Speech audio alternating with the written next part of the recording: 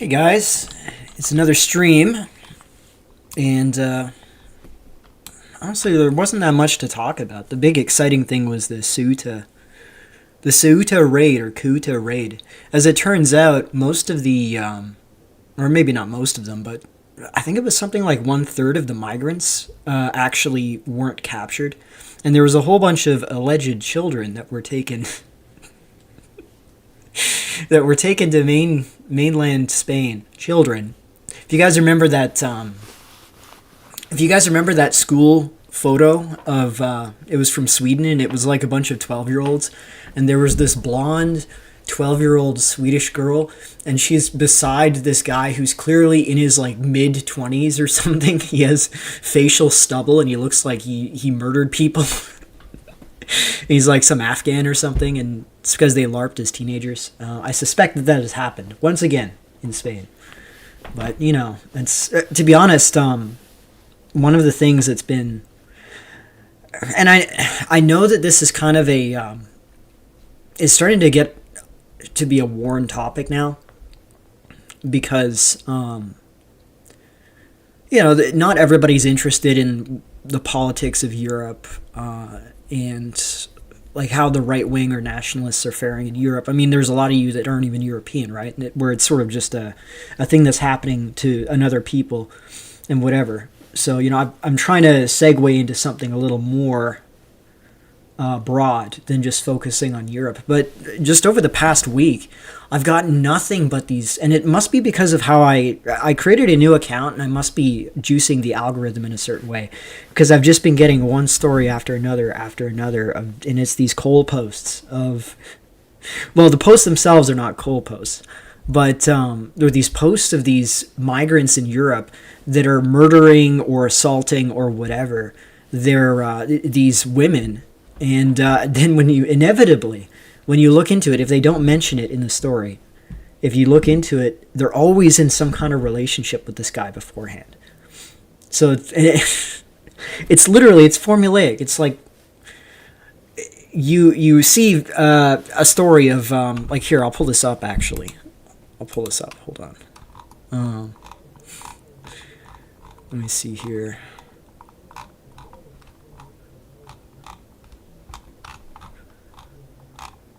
It was out of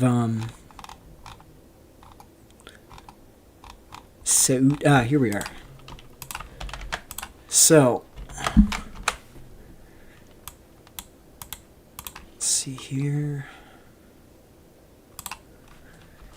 Spanish woman killed by her Moroccan partner. And she was a Red Cross employee, I believe. And she was killed by her Moroccan boyfriend. 39 years old, too. 12-year age gap. You don't see any complaining about the age gap here, do you? And inevitably, when you look into it, it's... when it's revealed in the front of the article, or like in the front of the post, that they were in a relationship, you see suicidal empathy posting. When you don't see that, and they don't make it clear that there was a previous relationship, you just see the typical, oh, we need to execute all these men, we need to hang them all, we need to throw them in wood chippers, all this stuff. Like, there's just all this rage for these guys. It's so formulaic, and it's incredibly irritating, which I talked about that in my previous stream too, right? But I've just been getting a flood of these over and over again. And lately it's been a bunch of Spanish ones, probably because that just happens to be the most interesting place right now in Europe, right? Anyways, I'm going to just check the comments, or the live chat, I should say, real quick. Let me just catch up on it. Assalamu alaikum. Yeah. And end of the week approaches, time to hear, Mercer, how over it is on a societal level. Well, kind of. This is something I was thinking about. Because inevitably, when you get into these conversations with nationalists about what the future of Europe is, if things don't go the way that they want them to go, like, they'll talk about Islamization. And I've actually played devil's advocate with these guys, and I've been like, it's hard for me to accept that, like, this would be the end of, like, there would be no advantages whatsoever. It would be entirely negative for Islamization to happen in Europe, hypothetically. Like, obviously, we don't want to lose our countries, but I'm saying if it did happen, it doesn't necessarily mean that every single group of men, or every single white man, is going to be exterminated or whatever. Like, what I suspect is going to happen is sort of what you see in the UK, with various whites that are converting to Islam on the margins of these Pakistani-dominated regions. And obviously, these people are highly patriarchal. They're going to restrict access to their own women. But in a way, it kind of reminded me of, if you look into the history of the Indo-Europeans invading Neolithic Europe, they took, like, it was pretty much, they wiped out the men and took the women, but it wasn't like a universal policy. There are various cases where local populations survived. As a matter of fact, I am a descendant. My Y-DNA is haplogroup I2, and it's a branch of I2 that existed in the funnel beaker culture, or globular amphora culture. It may have come in from the steppe, but it seems likely that it originated with this Neolithic population. And this would be, in my case, I would be an example of a male lineage that survived the European migration and was integrated into the population. That does actually happen. And the way that I think that these Islamic converts, let's say that the Muslims took over England, what would likely happen is they would take control of, kind of like what the Taliban did. Like when the Taliban took control of Afghanistan, they would go door to door, expropriate women, and distribute them as wives to their fighters. Well, most likely that's what would happen to the local population in Britain.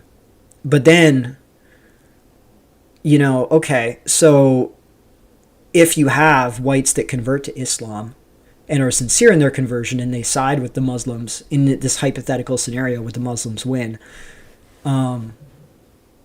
they would probably get distributed a wife. And at that point then you have to say, well, is that the worst case scenario for them?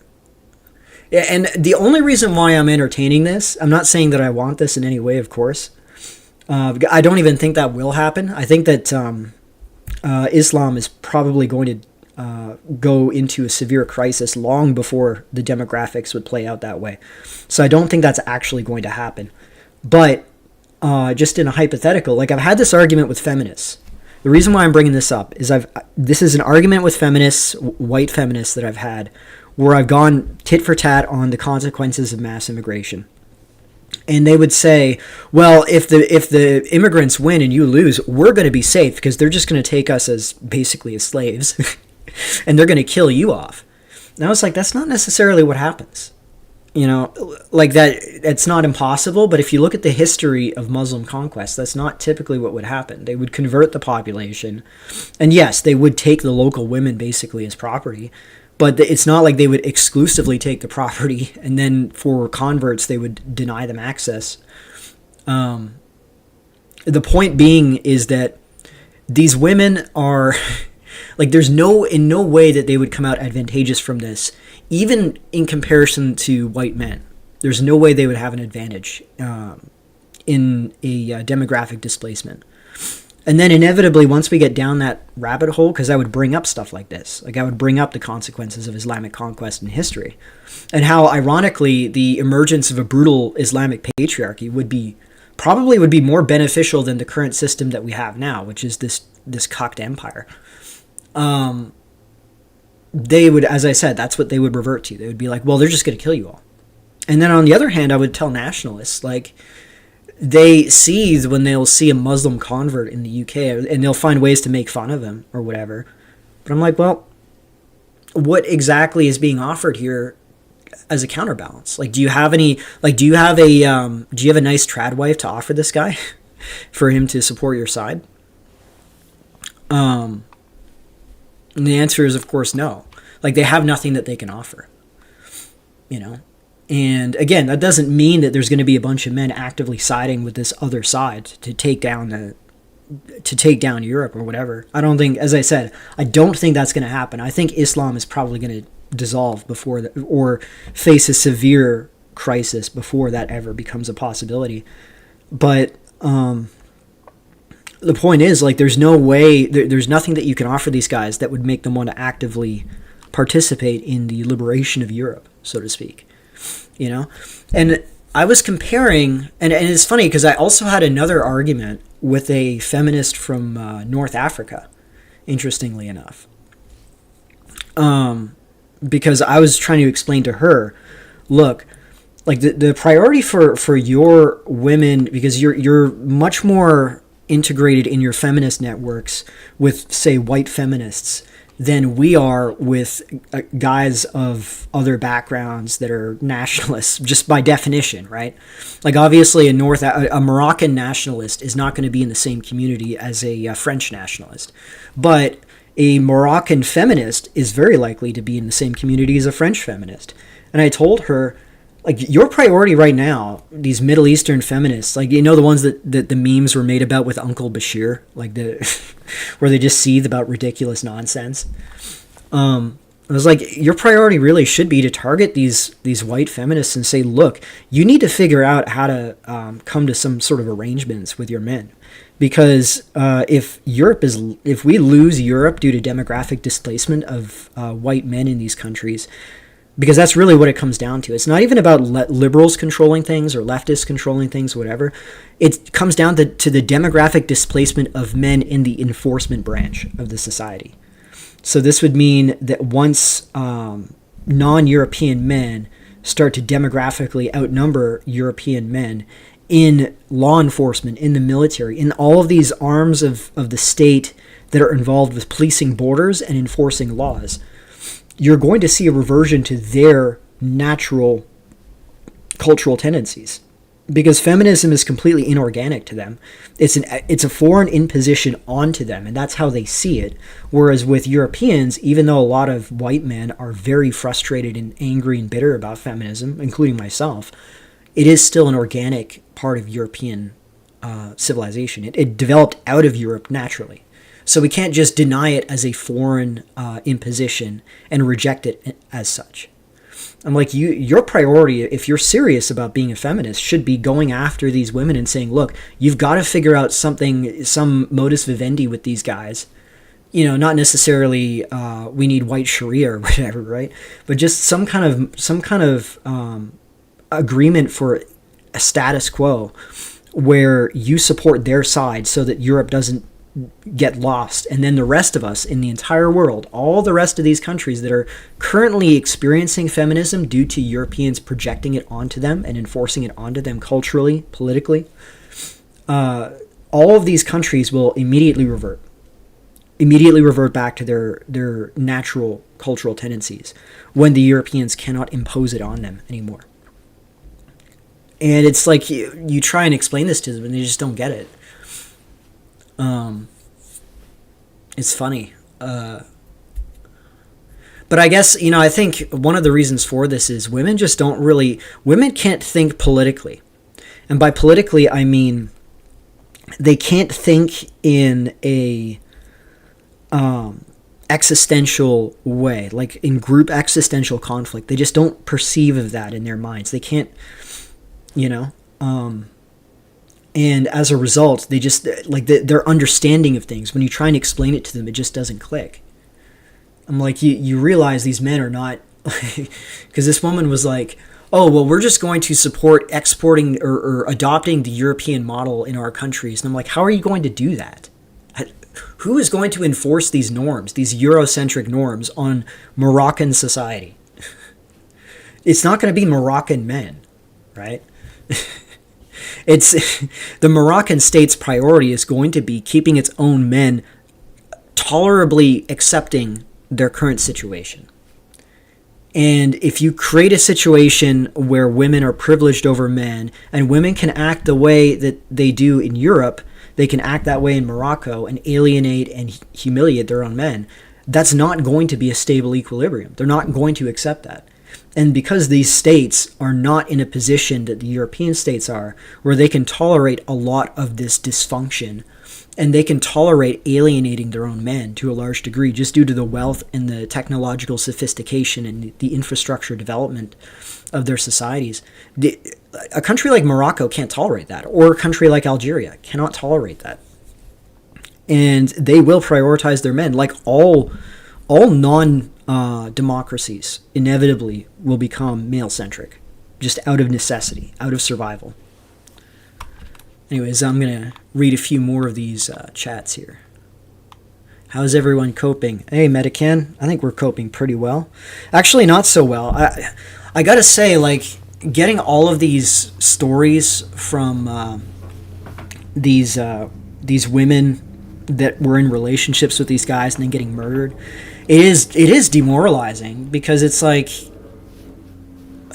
how do you expect right-wingers to feel any sense of collective identity or collective masculine identity when we just go outside and we see our women not all of them, but at least a significant number of them, openly getting with these guys who are invading our countries and that are hostile to us, and breeding with them and having relationships with them. Like, at that point, then you don't have a source for a collective masculinity, and I contrast that to countries like Yemen, countries like Iran right now. Even though Iran is a lot more liberal than people think it is. They're considered the libtards of the Middle East to a large extent. But in comparison to Europe, they're still a lot more patriarchal than Europe is. But they are definitely, by Muslim standards, fairly liberal. But even then, they're still able and willing to fight. The Taliban, as brutal as their methods were, it's understandable why they would do this, And it's like what I talked about before. It's that collective concept of gira, or gira, weird Arabic letter, which is all about it's jealousy over one's women, not just about your wife, even though your wife is a core component, but it's like this protective jealousy over rights that belong to you over your women. And then when you extrapolate that to a community, you get a group of men that have a strong sense of their collective identity and a willingness to sacrifice everything for that identity, because they feel like there's this sense of they can be proud of what they are, and they know that they, within this self-contained territory, remember what I talked about with the masculine ideal being the self-contained nation state, where there are strong borders put up between the in-group men and the out-group men. And particularly the women have that barrier placed between them, the in-group and out-group. And what's important about that is that doesn't even mean that you need to have like Taliban tier restrictions within the population on women. You could have relatively liberal social norms when it comes to the women, so long as that barrier between the in-group and out-group men is maintained. And you will have men that can feel a sense of collective masculinity about this land and this population within the land. Once you eliminate that, like there's no foundation for that sense of collective masculinity, and the men are just not going to identify. Are not going to identify with with their population in a masculine way. It's like I walk around. Am I going to feel proud about being a white man? And I walk around and it's like, oh, there's like 10-15% of the women are with these random guys of other races. And am I supposed to feel proud about my group when our own women are basically, at least some of them, are denying are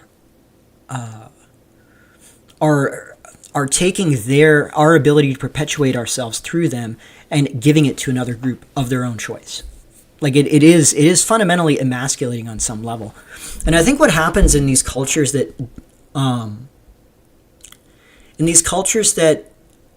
like in, for example, Scandinavia, this is a conversation that I had with a friend of mine who's living in Sweden. He's not ethnically Swedish.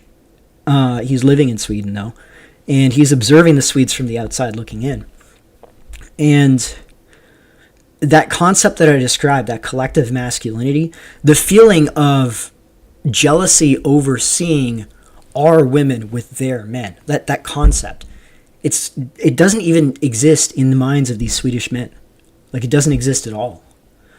And with that sense, like, if there's no sense of our women and our men, there's no sense of a collective us.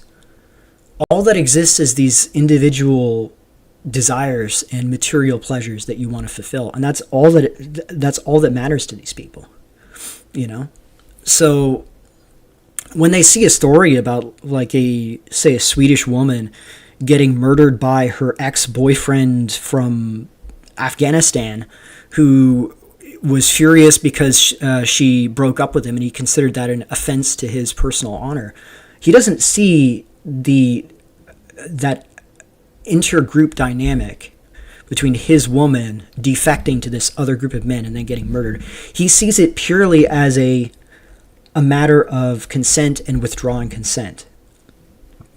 You know, it's like, well, she consented to be in a relationship and then she withdrew that consent. And the problem here is really that this man doesn't understand that in our culture we prioritize the consent of individuals to establish their relationships, you know? Like, that's all that exists in the minds of these guys. Which is why, like, when we try and talk to people, like normie guys, about this, it just, you get this sort of glazed over look because it just doesn't exist in their minds. You know, like, there's no nationalism in that sense for these people. Yeah. Anyways, I'm going to catch up a little more. Just got to let nature take its course and let them get what they seek out of the ideal option. Is those German guys that let these women get assaulted by migrants on the bus. That's what's going to happen. That's inevitably what's going to happen. And it's because they don't feel a sense of our women. You know, like, they might stand up, they might intervene on a personal level, like, I need to prevent this individual from violating this other individual's rights, maybe.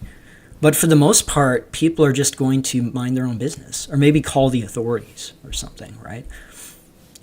It's kind of like, if you guys remember that video, and there was a video that it was confused by people, because there was two videos of two different black guys. One was in Spain and one was in Italy.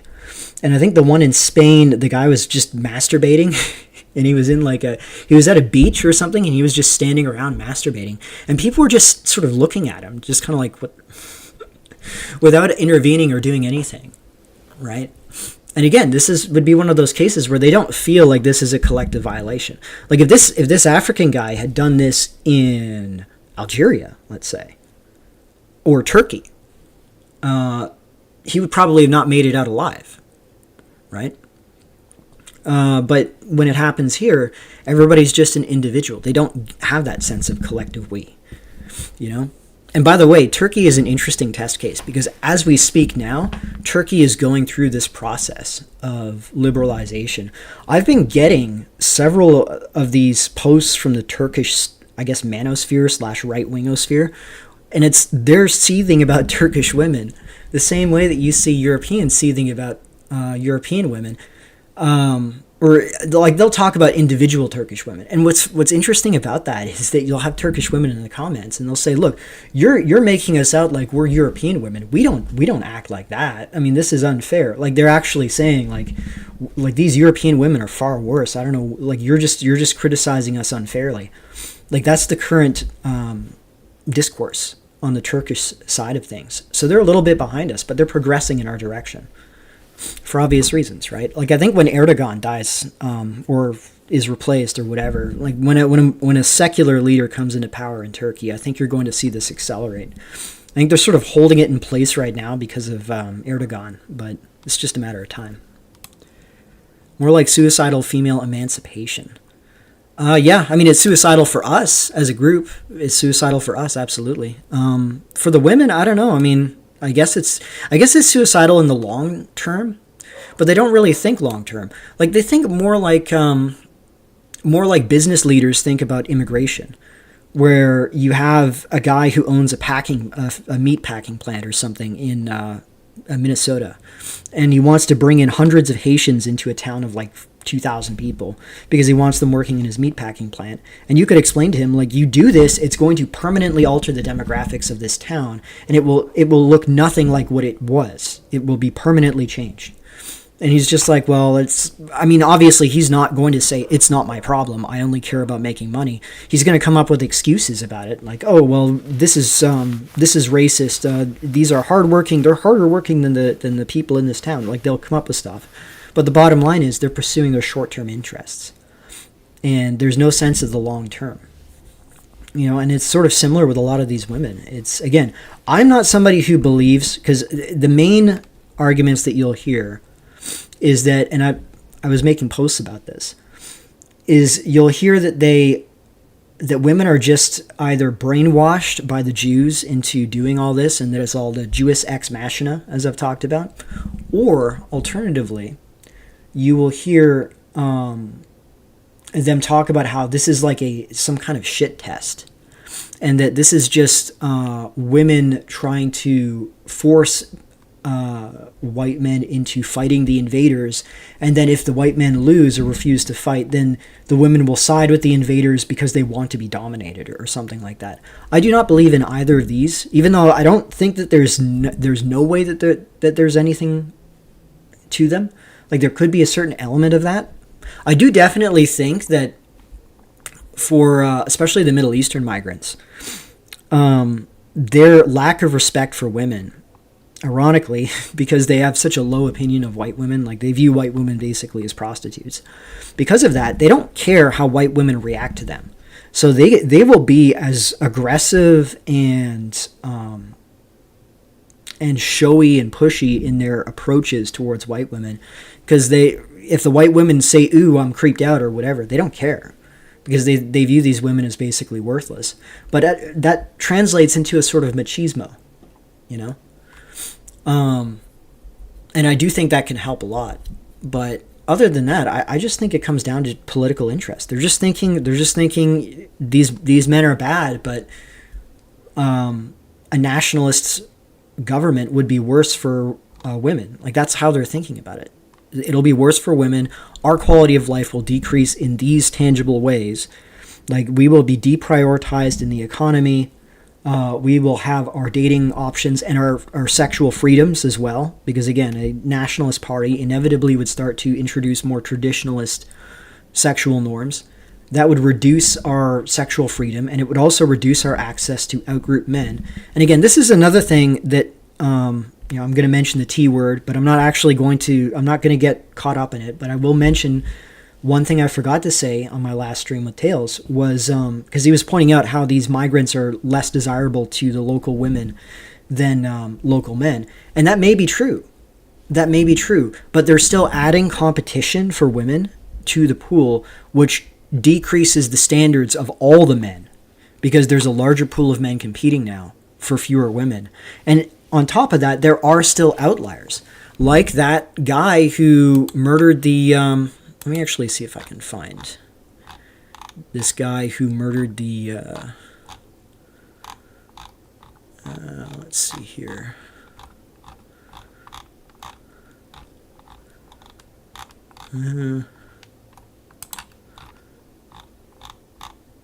A guy who murdered the Scottish woman who was doing the charity work for refugees and helping migrate the refugees in. Yes, here we are, this guy here.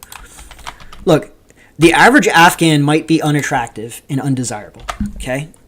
But they still want access to guys that look like this, okay? He tried to travel to Greece. Oh yeah, they even made a... This is really funny. The Red Cross made a video of this guy and his journey to Europe.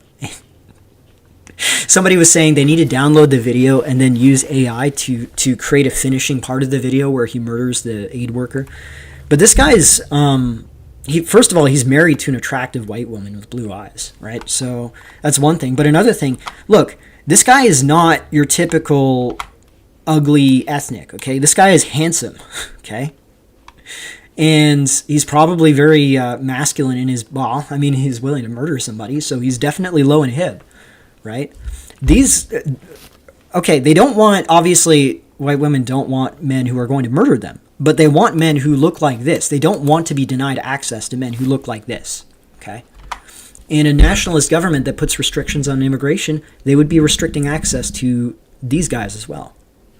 Right? And a lot of these women are already involved in relationships with these guys, and they base their opposition to immigration restriction on their personal relationships. So you got to deal with that. Anyways, I knew a white guy who dated a Stacey Turkish girl and converted to Islam because of her parents' ultimatum. That's honestly based. I hope that it's probably a lot better for him, right?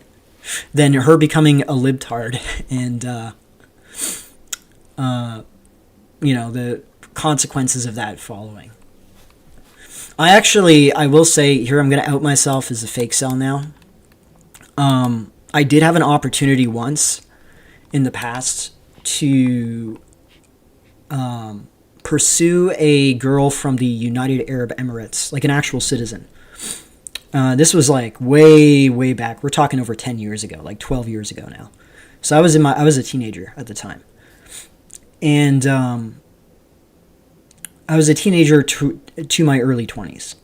And I would have had to convert to Islam, but the thing is, like there's certain types of Muslims, especially Sunni Muslims, that are very, they're almost like the evangelicals in America, like the Pentecostal types. They're always about trying to convert everyone. And like they would, if you came off as a sincere white convert especially, they consider that to be a political victory. And so I could have actually gone through with that. And I had, at the time, I decided ultimately not to, because it would have required circumcision, and I did not want to do that. I regret it now in hindsight, because it would have been, to be honest with you, it would have just been a really easy life, because they were actual rich family from Fujairah. And she was actually a really nice girl, too. But that never turned out, unfortunately. So, I mean, I don't blame him. That's like, if you think about it, it's like pointing a gun to a guy's chest and saying, you can't marry my daughter unless you adopt this religion that will ensure that she's far more socially conservative than she would be if you were liberal, secular degenerates. It's like, oh no, oh God, I can't eat pork anymore, and I can't drink alcohol anymore. What a tragedy. You know? Anyways. If Muslims ever touched a J, an army will be sent immediately. That goes to show who's in charge and who are underlings. Yeah, but the J's cannot... and I brought this up as well when it comes to women and immigration, is that, again, their big fear is what could happen under a nationalist government. And you can explain to them rationally, like, this is the long-term outcome. But it's sort of the same with the J's and immigration, where it's, even when they're being personally attacked, they're such a deeply entrenched and lasting fear of European collectivism, like European national collectivism. Like, they see the Nazis everywhere when it comes to European collectivism, that they will support immigration, or they will oppose any kind of biologically rooted and impermeable national identity. Just out of fear of what the consequences would be to them, even though you can talk to them and say, in the current system as it's going now, and we know that the civic nationalism is a non-starter. Nobody cares about it. But the current trajectory, you're going to end up seeing Jews getting attacked in the streets. You already see it in France. They're getting attacked in the streets everywhere. They're getting firebombed by the Muslim migrants that are in. It's like, this is completely against your self-interest as a group. But they're just so deeply entrenched psychologically with this that they're going to keep doing it until they end up ethnically cleansing themselves out of Europe via these migrants. You know, I think it's the same for a lot of these women. And not to mention, historically, any competent men of an area the Muslims conquered, they would try and convert. Saladin allegedly tried to convert Richard the Lion-Hearted. Yeah, I mean, that's pretty much how it works with Muslims.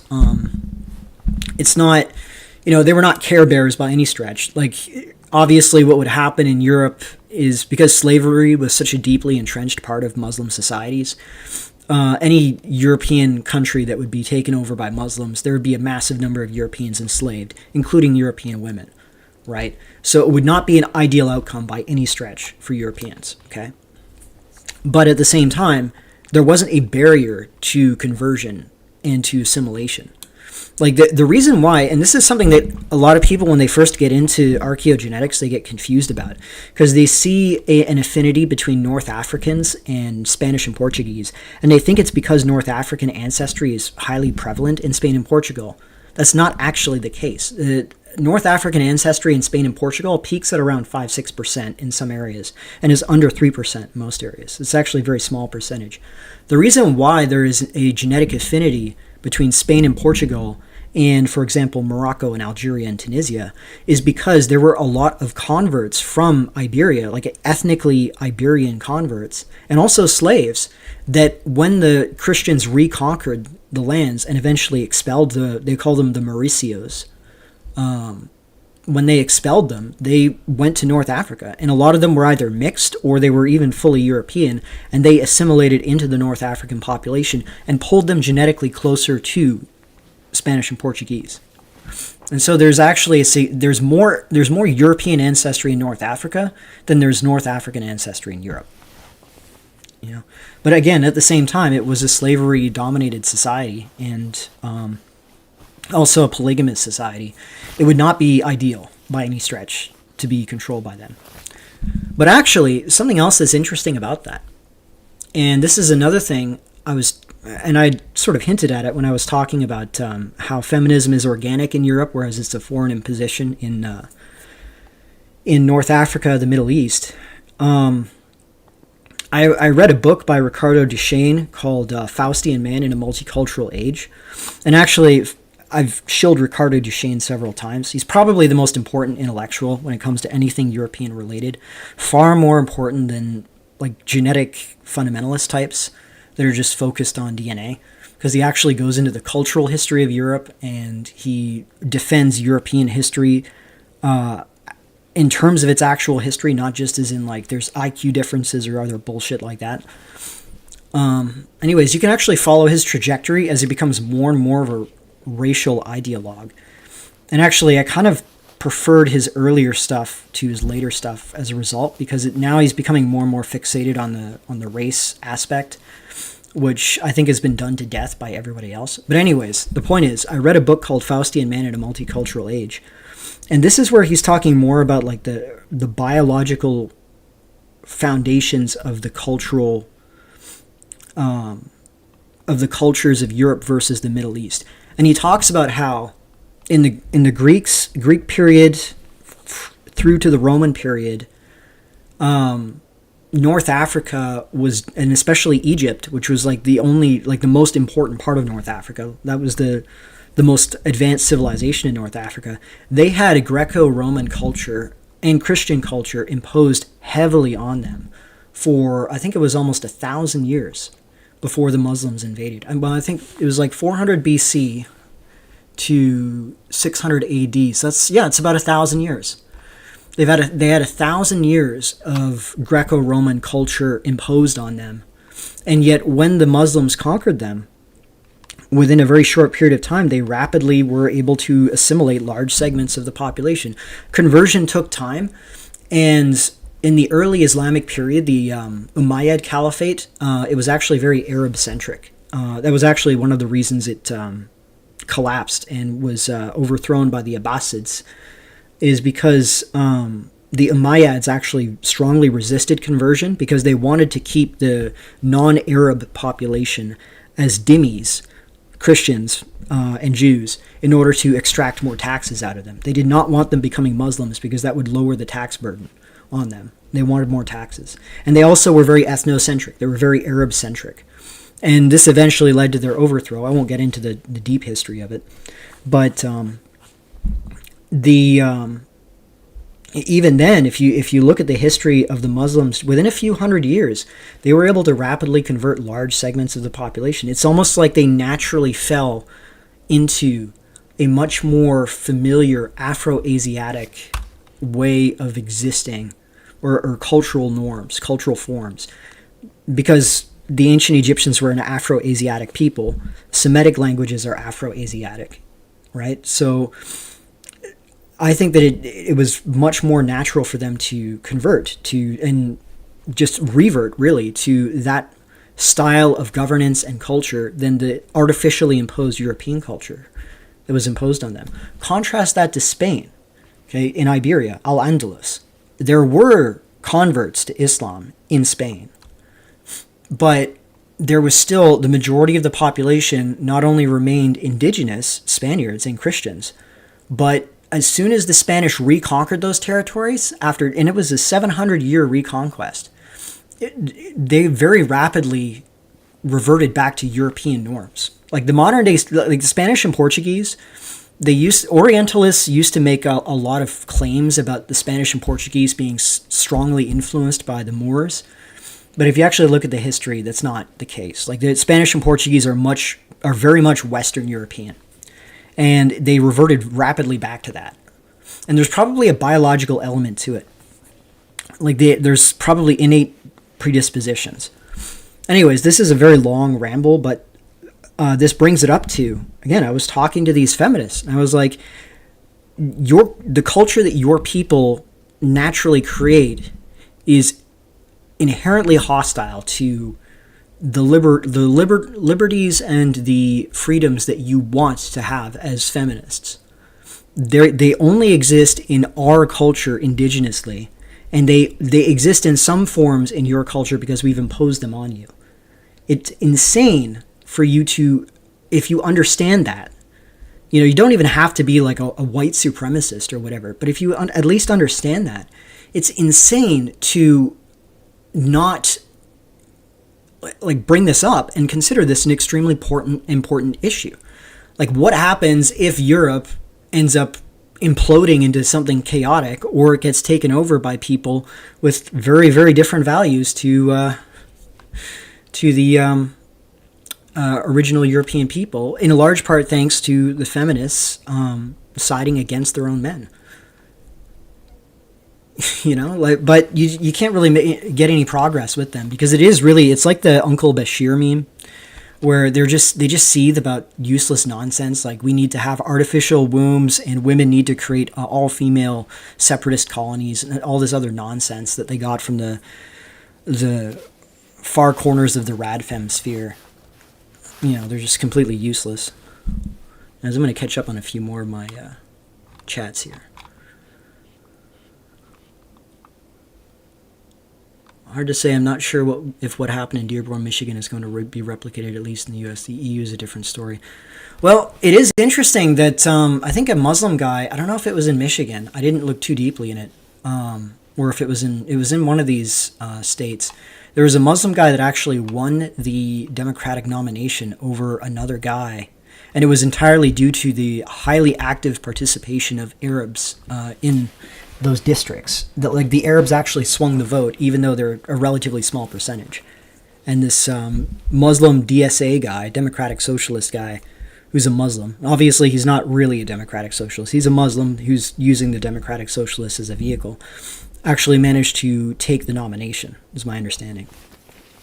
You're going to see more of that, because they do have self-contained communities. When you're able to police access to your women the way that Muslims usually can, not all of them, but usually they can, this allows you to establish communities. If you cannot control your women's option to outbreed with the local population of men, you cannot sustain a community.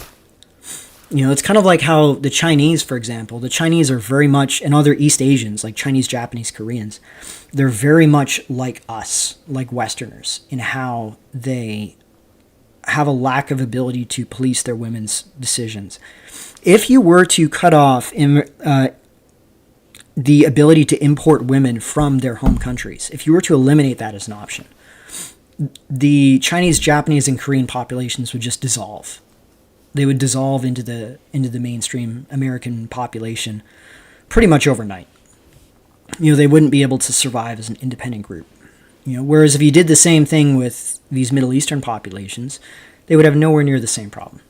They could if you cut off immigration from Pakistan tomorrow to the UK, the Pakistanis would still be able to perpetuate themselves. As a matter of fact, they would have an advantage over the locals, because again, there's like a one-sided genetic access to the local population of women. And it doesn't, and again, this is where you get into people that will accuse, like I get accused of, I'm cuck posting, I'm a degenerate who gets some sort of weird sexual thrill out of this. And I'm not even saying that Pakistanis are particularly successful with white women, right? They could be very unsuccessful. All that matters is that there is admixture that is only going in one direction. And that's what we do see. We see admixture going in one direction from Pakistani men into the English population through English women, choosing to get with them. And I know that there's all this grooming gang, whatever, but there was another thing I was reading, and it's unfortunate because I lost the bookmarks to it. Maybe I'll if I can find the bookmarks, I'll make a post about it. But there was this post that somebody was doing about about English. There was an English town in the 60s and 70s that experienced a huge influx of what they call West Indians, which are mostly Jamaicans, into, I believe it was Portsmouth or something like that. And this was in like the 60s and the 70s. And they were called the Windrush generation. And this Marxist anthropologist was studying them, and he uncovered all of these. Basically, there were these prostitution rings that these Jamaican guys had set up with these English women choosing. It's not like they were enslaved. There were these women that actively were choosing to prostitute themselves and provide money to these Jamaican guys. And there was one case of a woman who, she was married to an English man, and she decided she didn't like her husband anymore, so she cheated on him with this Jamaican guy in one of these areas and got pregnant by him. And then when she said that the baby was from this Jamaican guy, her husband demanded an abortion in order to save the marriage. She didn't do it, so he divorced her. She had the kid. She thought, oh, I'm going to get with this Jamaican guy and we'll live happily ever after. No, the Jamaican guy doesn't want to work, and he tells her, you're going to prostitute yourself.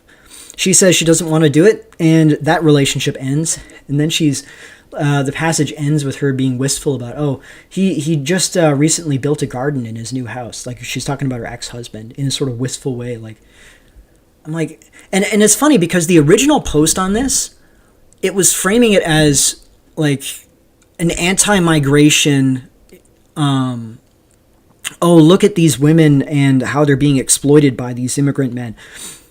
And I'm thinking to myself, like, when I'm reading this, like, how can you feel any sense of collective obligation to these women when they're like, there was this one case that he cited in this book where it was this 16-year-old white girl who showed up to this Jamaican guy's house and was actually they got involved in some relationship. And she said, oh, I'm going to prostitute myself to provide you money. Just please stay with me. Like, that's what she was telling him. And he said, no, he got, apparently, according to him, and this is what the author wrote down, he got like bad vibes about her, that there was something, like, it wasn't like a moral thing. It was more like, this is going to distract me from my goal, which is he wants to save money to buy a house back in Jamaica. And so he introduces her to one of his other Jamaican friends, and then they go off and do that. Presumably. And then he ends up getting a legitimate job and earning enough money to buy a house in Jamaica, and then he moves back to Jamaica. And I think that the term that the author used was kicks. It's like all these guys, they want kicks, and kicks basically refers to pimping. And I gotta track those passages in that book down because it was really revealing. And I remember I was reading that, and I was just, how could you read this as an English nationalist and think these are women that I want to, like, I feel so bad for these women. I feel this intense need to protect them. What? And you know, the usual retort will be, well, these are just slags. These are probably ugly fat women. And it's like, okay, maybe. But look at what they're still willing to do. And this was back in the 60s. This was back, you know, not the sexual revolution was in the 60s, but at the same time, there was still a large number, like, women were still a lot more conservative in the 1960s than they are today. And even back then, they were willing to do this. You know? Like, as a matter of fact, that particular, one of the reasons that book was written, I'm just sort of remembering this off the top of my head, the passages that this guy put down. One of the reasons why the book was written is because the prostitution ring had become so notorious in this area. Maybe it was Brighton Beach. It was something like that.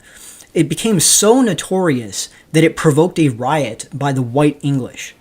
And again, it was very similar in tone to the grooming gang riots. Right? It's like, okay, maybe both of these groups of men are evil and they should be executed, whatever. Maybe. But why is it possible to do this in the first place? Like, why is it that these women are...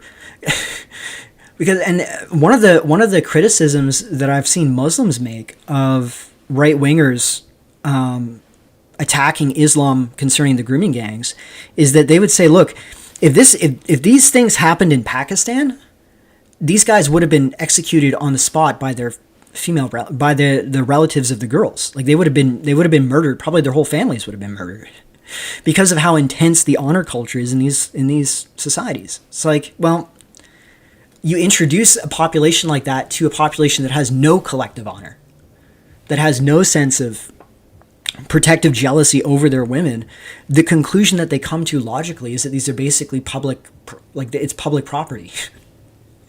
You know? I mean, maybe this is a horribly misogynistic way to think about it, but I would say it's much more aligned with the instinctive male psychology than what these liberal Democrats and also these liberal nationalists, like these simpnats or cucknats, whatever you want to call them, have an affinity towards, you know? Anyways, it's strange since at least in liberal outposts like NYC and LA, Muslims are taking a different form. Mamdani and Hassan Piker, and how white women love those two.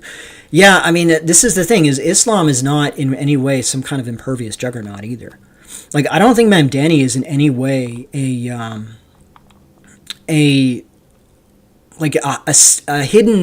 secretive Islamic radical who is using libtards as a vehicle for expanding radical Islam. I don't think that Mamdani is going to impose Sharia when he becomes the emir of New York or whatever. Okay, like I have a feeling it's the other way around. Like he wears his Islam as a confectionery, and he's ultimately a liberal retard at heart. And a lot of these Muslims are, which is why I think like once you get into the second, third generation, you really start seeing it dissolve.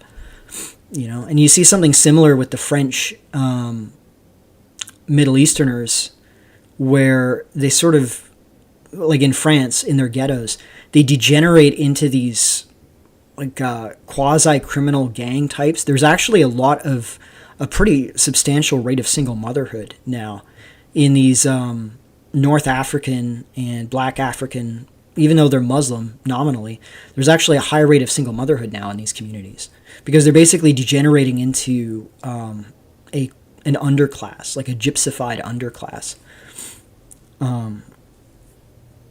Ironically, actually, if anything, you could say that they're the presence of all these Muslims in France is actually enabling French-style degeneracy to spread its way into North Africa. Like the parts of North Africa where French is widely spoken, is actually forming a transmission line, a transmission network, especially to the more wealthier and educated segments. And those people model the culture that the rest of the population inevitably follows, right? So actually, I would say, if anything, it's worse for them than it is for us in the long run. But, yeah. There is actually a major conflict in France between the blacks and the North Africans over North African women, believe it or not. There's apparently, I'm only seeing this from the outside and almost like rumors, more or less, but apparently it's a fairly common phenomenon for black Muslim guys to pick up North African Muslim girls. And there's even a slang for them in France. They call them burettes or something like that. And it's caused riots between blacks and North Africans, interestingly enough. It's young men's fault for not wanting to work jobs. If the young men put down that damn Nintendo, maybe we wouldn't need H-1Bs in Frisco. Yeah, it's like, well, what are you working towards, you know? Like, one of the things I have to say I've noticed about immigrants, first-gen immigrants, is that because they have this pre-built cultural setup that provides them with a wife, and we could talk about how dysgenic arranged marriages are, and whether they're, because I've heard from a lot of Indians I've talked to, that arranged marriages, there's a lot of degeneracy that these women get into before they go for an arranged marriage. It is basically like a last resort beta bucks for a lot of these Indian women now. So it's not like it's really a It's not like it's a great option. It's not what people think it is, right? But still, there is still this, at least up until the point where they're ready to get married, because they have this system in place where they know that they press the button on the wife dispenser and they get a wife if they fulfill these goals. That's way clearer and easier to predict, and provides a much stronger incentive for working hard than like what our parents would do, where it's like, well, maybe if a woman likes you, she'll marry you, but she's under no obligation to, and it's fine if she doesn't want to get married at all. Not only do you have to career max, but you also have to figure out how to min max your social life, and you have to be neurotypical. You have to get into social groups that allow you to have access to women you could talk to, and try and warm approach. Like it's this entire separate layer that's added on top of the career maxing layer that I think overwhelms a lot of guys, where they're like, I have to do both these things at the same time if I want to have a shot at a normal life. And they just pick one or the other or neither, right?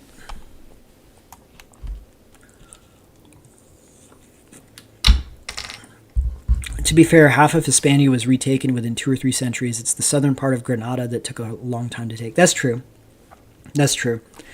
But still, I mean, if you look at Egypt after 2 or 3 centuries, you see massive inroads with Islam, even in spite of the Umayyads not wanting to convert the population. They just converted anyways. And as a matter of fact, the main instigators of the Abbasid revolution, as it was called, which was it was a massive revolution in northern Iran, where they supported a different branch of the caliphal family to take over the throne and establish a dynasty of caliphs. They were mostly supported by Persian Muslims. Like, Persian Muslims were the backbone of that Abbasid revolution, as they called it. And there was also another revolt that happened in North Africa with they were called the Almohads, and they were united under Islam. Like, it was a particular branch of Islam that was opposed to the Umayyad interpretation. They were still Sunnis, but they were just a different branch. But they used that as a focal point for Maghrebi Berber nationalism. And they drove the Umayyads, who were Arab-dominated, out of North Africa and into Spain. So in spite of that, it was just within a few hundred years, Islam became rapidly entrenched. Whereas over 1,000 years of Greco-Latin culture, it was swept away very rapidly. That's the point. Also, their numbers in the U.S. are still very low overall, which influences their behavior. Well, yeah, they're heavily selected as well. Like, the Muslims that you get in America are typically well-educated on average. Obviously, there's exceptions, like the Somalis, the Leering centers in Minnesota, but Somalis accepted. Most of the Muslims in America are fairly well educated. They're not, and it's obvious why, right? In order to get into America from the Middle East, you at least need to afford a plane ticket to fly there, right? Whereas if you're coming in from North Africa, let's say, you just need to figure out how to paddle a boat until an NGO picks you up and brings you over, right? So that's a much lower threshold.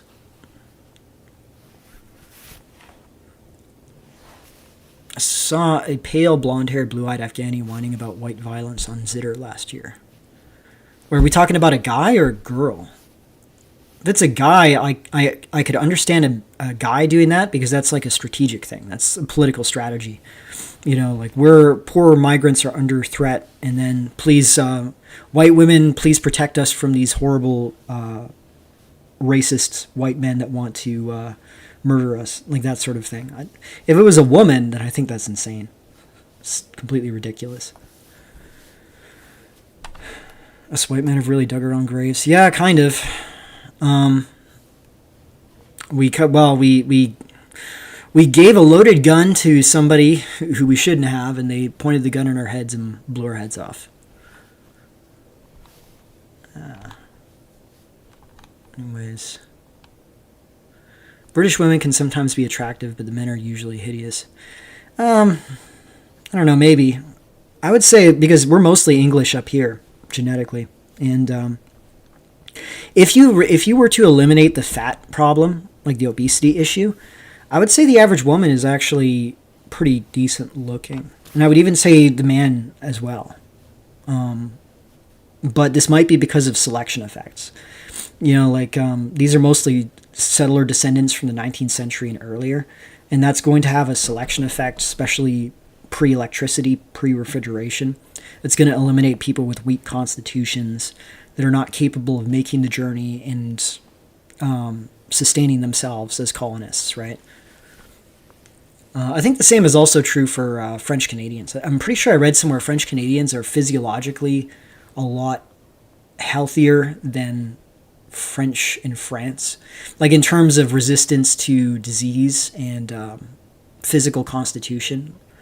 And that's because there were so many French that would get wiped out from disease and malnutrition during the winters, the cold winters in the early days of settlement, that it selected for the ones with the strongest immune systems and the strongest constitutions. And I have to say that's at least been true for me. I rarely ever get sick, pretty much never do. So I can attribute that, and I don't have any like physical frailties either. I'm clumsy and uncoordinated. That's about it. But another phenomenon is Muslims groping girls in swimming pools en masse. Point where people avoid going there. This reminds me of a. I'll see if I can find it. Just reminded me of something.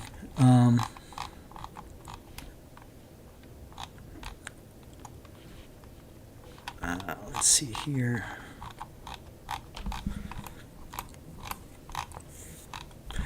There was a thing that came out of Australia of this Indian guy who faked a certification as a massage therapist. Let me see here.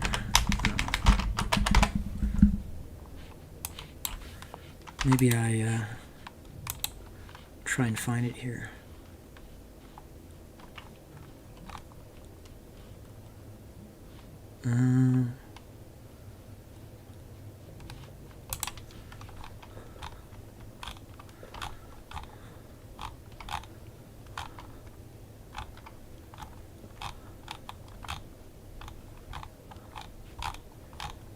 I hope I can find it, because it's really fucking funny.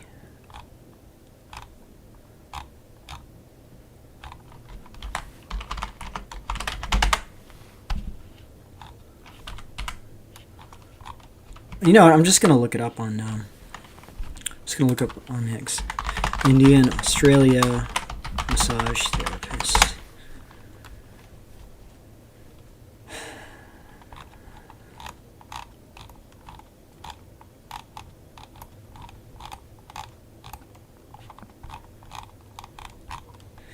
Here we are. Oh no, that's a different Indian sexually assaulting women.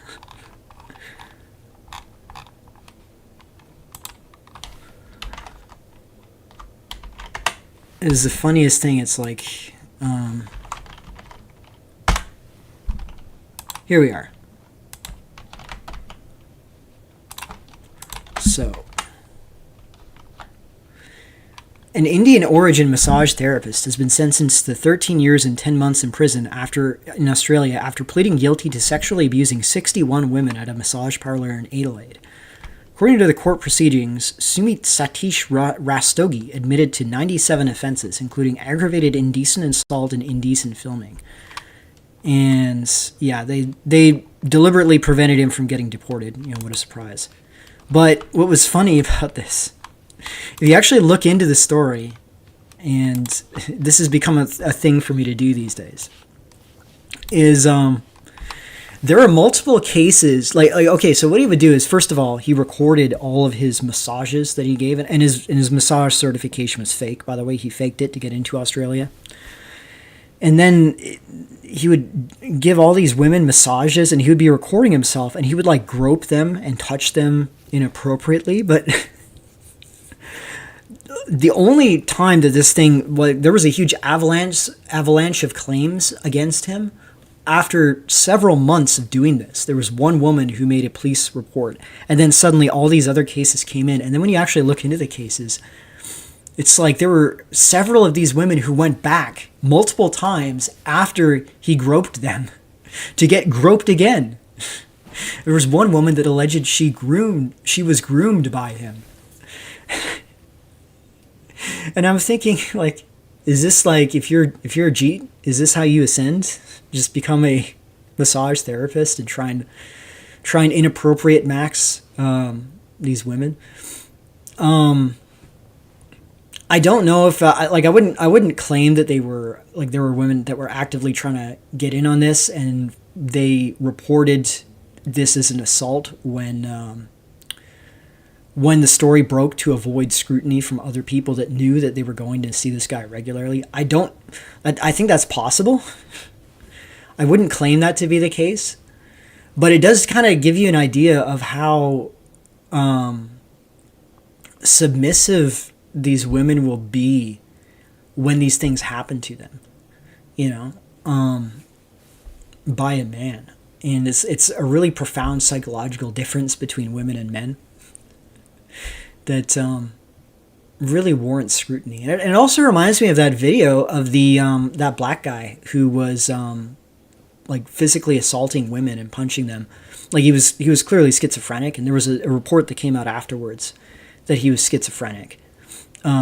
Which should be obvious based on him screaming about how they're molesting his son Elijah or whatever, these random women that he punches. But what was notable about it is, it's like when you remove this layer of protection that is just assumed, this assumed layer of protection by the state, and by civil society, you could say. When that layer is removed, these women are completely and utterly defenseless against these men, or against men in general. It's like when I was watching that video of this guy, like he punched the girl in the head. There was the one that he knocked on the ground, but then there was the other one that he punched, and then she got away, and she's just running away from him. And it's like, it occurred to me, like, I'm a manlet, but like there are these women that are 6 feet tall and maybe gym maxed, and I could probably still, if that was what I was wanting to do, which obviously is never going to be the case, but like there'd be no way they could physically stop me from taking them down, just because of how overwhelming the male strength advantage is versus the women. And it's kind of crazy how this is just pretended, like the society just pretends that this isn't the case. And then you see an example of this happening in real time on camera. And it just shatters all the illusion, right? Anyways, I'm just going to read a few more comments here, or chat messages. Let me see here. I like British people. They're the most chill European compared to mainland Europe. I don't know. I mean, I find them they can be quite witty and fun. And like I would say for Northern Europeans, they're the most socially suave. Like they're the most clever in terms of their banter and stuff. But in terms of the culture, it's just so extremely individualistic. There's no sense of the collective we with them. Like I remember I had a coworker from the UK. He was younger than me. He was a Zoomer. His family came over from the UK, and I was talking to him, and I brought up migration, and he kind of froze up, and it almost was like he was scared to, like he was sort of giving me pushback on the migration situation in the UK. And I'm like, London's minority English. I think that's weird. And he was kind of giving me pushback, like, well, they're legal and they're British values. Like he was doing that shit. Like it's weird, I found like I can have an easier conversation with like an Indian from the UK on this topic because we exist in the same universe. We can explain, our understanding of reality is the same. We might have differing perspectives based on our own position in the situation and like what our interests are versus their interests. So for example, an Indian in the UK might be like he would not necessarily, he wouldn't support like the extreme ethno-nationalists that would kick him out of the country, obviously for his own self-interest, but he might be sympathetic to that side just simply because he can see what's happening in the UK. Whereas these people, they're so intensely ideological. And it really is like the way that Europeans work is that they apply these rules to, like they impose rules on reality, and they just can't conceptualize of things that are not universal. They can't really imagine a group holding a double standard out of their own self-interest. You know how the Jews, they identify, like they have a completely separate set of norms and rules around how Jews treat other Jews versus how they treat non-Jews. And it's just a naked double standard. That the idea that people can operate that way, and that's not in any way unique to them. That's pretty much how the entire world works. The idea that people can't operate, like people are able to operate with that sense of like lack of universally applied ethics, and that this just comes natural to most people, it breaks their brains, and they can't conceive of a world that doesn't work that way. And it makes it actually a lot more difficult to talk with these people, like these white British, than with a lot of ethnics who get it. And it's the same with Swedes. As again, like I have a friend that's in Scandinavia. He's not of European ancestry, but he's sympathetic in principle to the Swedish far right, because he's like, everything's getting worse in Sweden, and the Swedes are losing their own country effectively. And but he actually could get in trouble, and has actually gotten criticized about this from Swedes in his own job, when he would sort of hint about this stuff, even just hinting about it. And I was telling him, like, you're more nationalistic and concerned about the fate of Swedes than actual Swedes are. And it's kind of crazy. It's like these people really don't deserve the attention that you give them. Just because if they're not willing to fight for their own people, wouldn't, there's no reason for you to sacrifice anything on their behalf if they're not even willing to do it themselves. So Mercer, your point about women in general is that they're a power-hungry, power-striving group that want as much power as possible, and they will ally against anyone that they see as a threat. No, I wouldn't say that. I think some women are. Some women certainly are. And you have to remember that the vehicles for women to project power and impose power are very limited.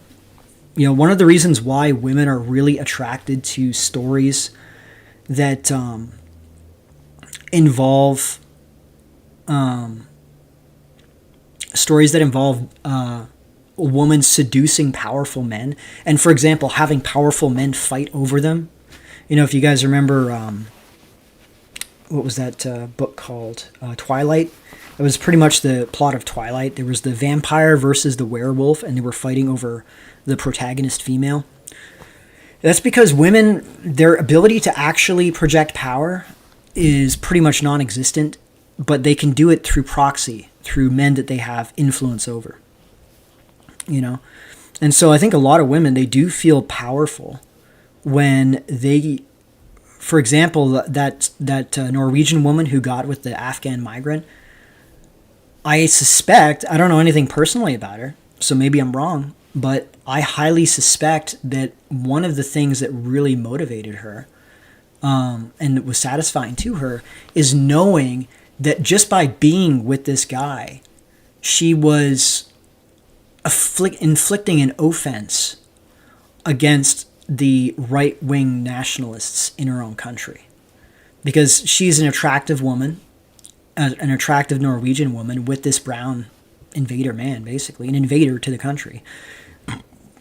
And this is a way of demoralizing her own men, like sending a signal, I am with this man, I have chosen this man of my own free will over you, even though he's less attractive physically and probably has no career prospects. in spite of all this, I'm choosing him over Norwegian men, and I'm going to make sure that you feel this, like it's a way of imposing an psychological harm onto these men that she sees as in some way or another as perhaps wronged her in some way. Like, you get this vibe from that woman who got you know, that 40-something-year-old Irish American woman who got murdered in Ireland by her boyfriend from Jordan, who was a refugee. And there's posts that she made where she's talking about how look at this strong, virile, handsome, masculine Jordanian man or Muslim man. Like, she was deliberately making posts to flex that she sees this man as superior to her own men. And this is a way of flexing power on her own men. And I think that's undeniable. But I think if you look at the typical leftist woman, right, the majority of leftist women are not dating these guys, right? Majority are not. It's only a minority that are. The majority who have not and will not date them, or maybe, I suspect, well, I won't get into it. I won't get in because I don't want to derail it. But the majority of these women, they're more so thinking about how these nationalists represent a political threat to our individual freedoms. And they would be 100% correct on that. It's not even whether the nationalists intend to do that or not, like where they're chomping at the bit to take away women's freedoms or whatever. That's not necessarily the case. More so, it's about a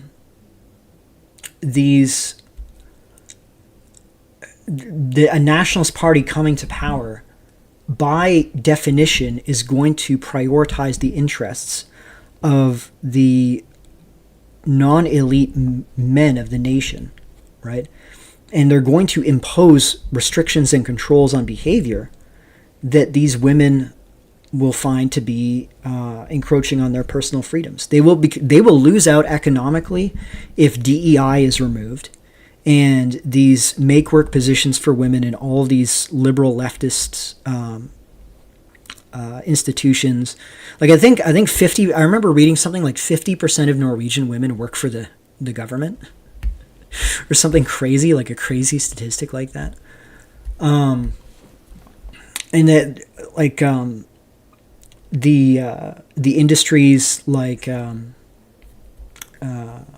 HR, for example, like all these industries that are dependent on leftist legal regulation on anti-discrimination stuff, all that would be gone. Again, men would be prioritized in order to form families. They would have restrictions probably, and it would vary based on the population, but in a lot of cases there would be restrictions on sexual freedom, and there would be an attempt to return to a more conservative, monogamous society. Like, all of these are negatives for these women, right?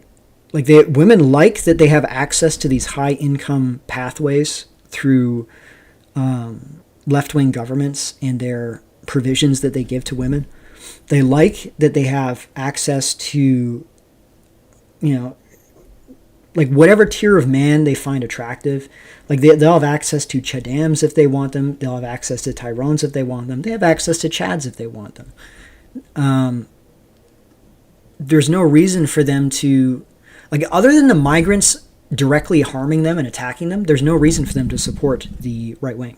Like, there's no benefit that they derive out of it.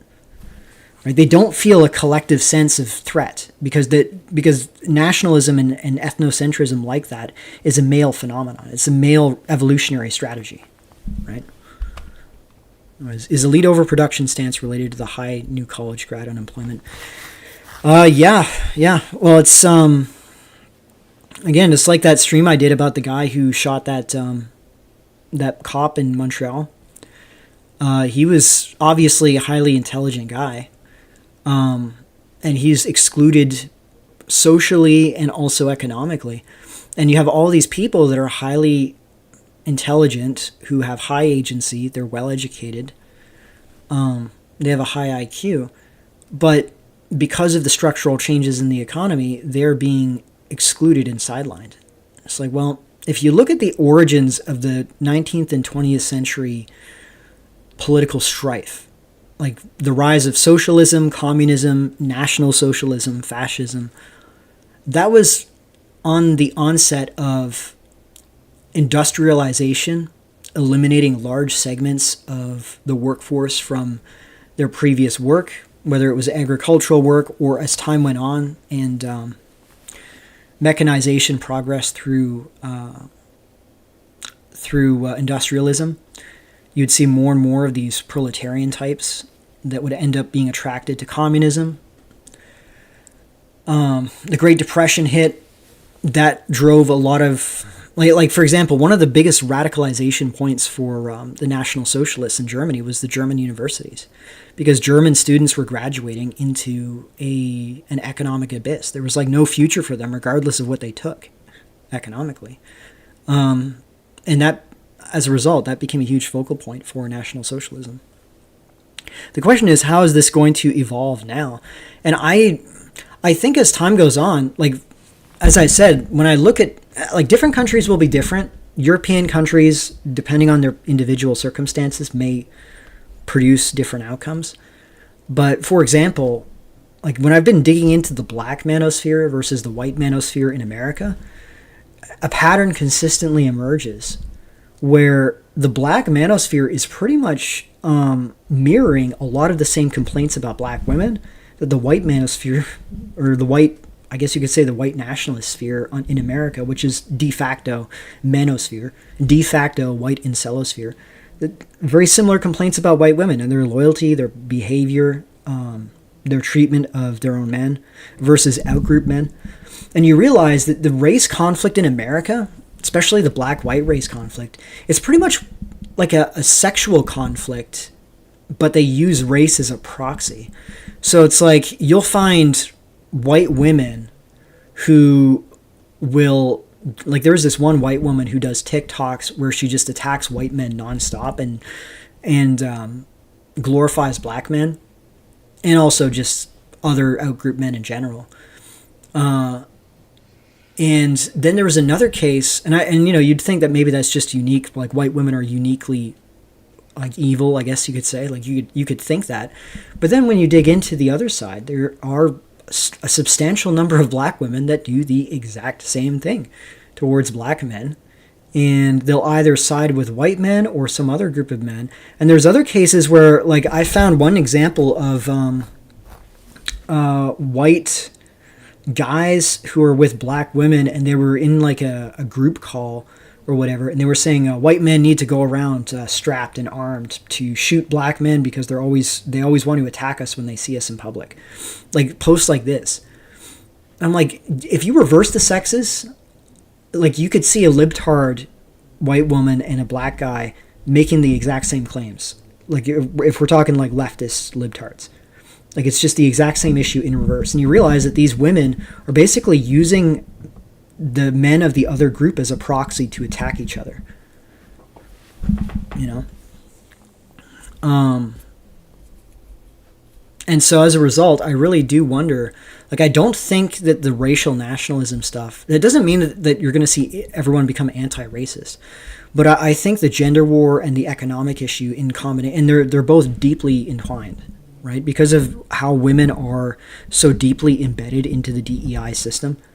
You know, like blacks get a lot of advantages from DEI in America. That's true. But they're like 13% of the U.S. population. Okay? Like if DEI, if we excluded women as an entire category from any DEI policies, there would be almost no issues. Because, well, I mean, there would be with other groups because it's not just blacks now because you have Hispanics as well. But if we were just looking at black versus white men, even if black men got a lot of DEI advantages, the actual economic impact on white men would be relatively tiny because black men are only 13% of the male population, right? Women are half the population, black and white, and they all get DEI advantages. That puts enormous pressure economically on men in general. Some men more than others. I would say white men and Asian men get it the worst in the U.S., obviously. Black and Hispanic men have less like they have better options compared to white men and Asian men, but they're still competing with black women, let's say, or other women of color, and those women are higher up on the hierarchy. And it's as a result, there is, and you're seeing this thing where, like, you're seeing articles about the rise of house husbands, for example, or that house husbands should become the new norm, and it's because they're looking at the income disparity. Men in general are dropping off rapidly. You know, like there was and it's interesting because there was a post about this a while back where it was showing like Gen Z men are earning more at 20, I think it was like at 23 or something, than millennial men are earning at 23 in terms of the mean. But then if you look at if you do it by median, Gen Z men actually earn a lot less in the median than millennial men. It's just that there's a high number of extreme outliers, and by high number I mean like it's a couple percentage points, but they are a much greater outlier in terms of their incomes than what you see with millennials. You know, and there's multiple reasons for that, but the median Gen Z is actually pretty terribly off right now. Let's see here. Italians are too distant from England to truly understand us. Different archetypes, extremely wide IQ range. They buy too much into the idea of national character. Maybe. I don't know.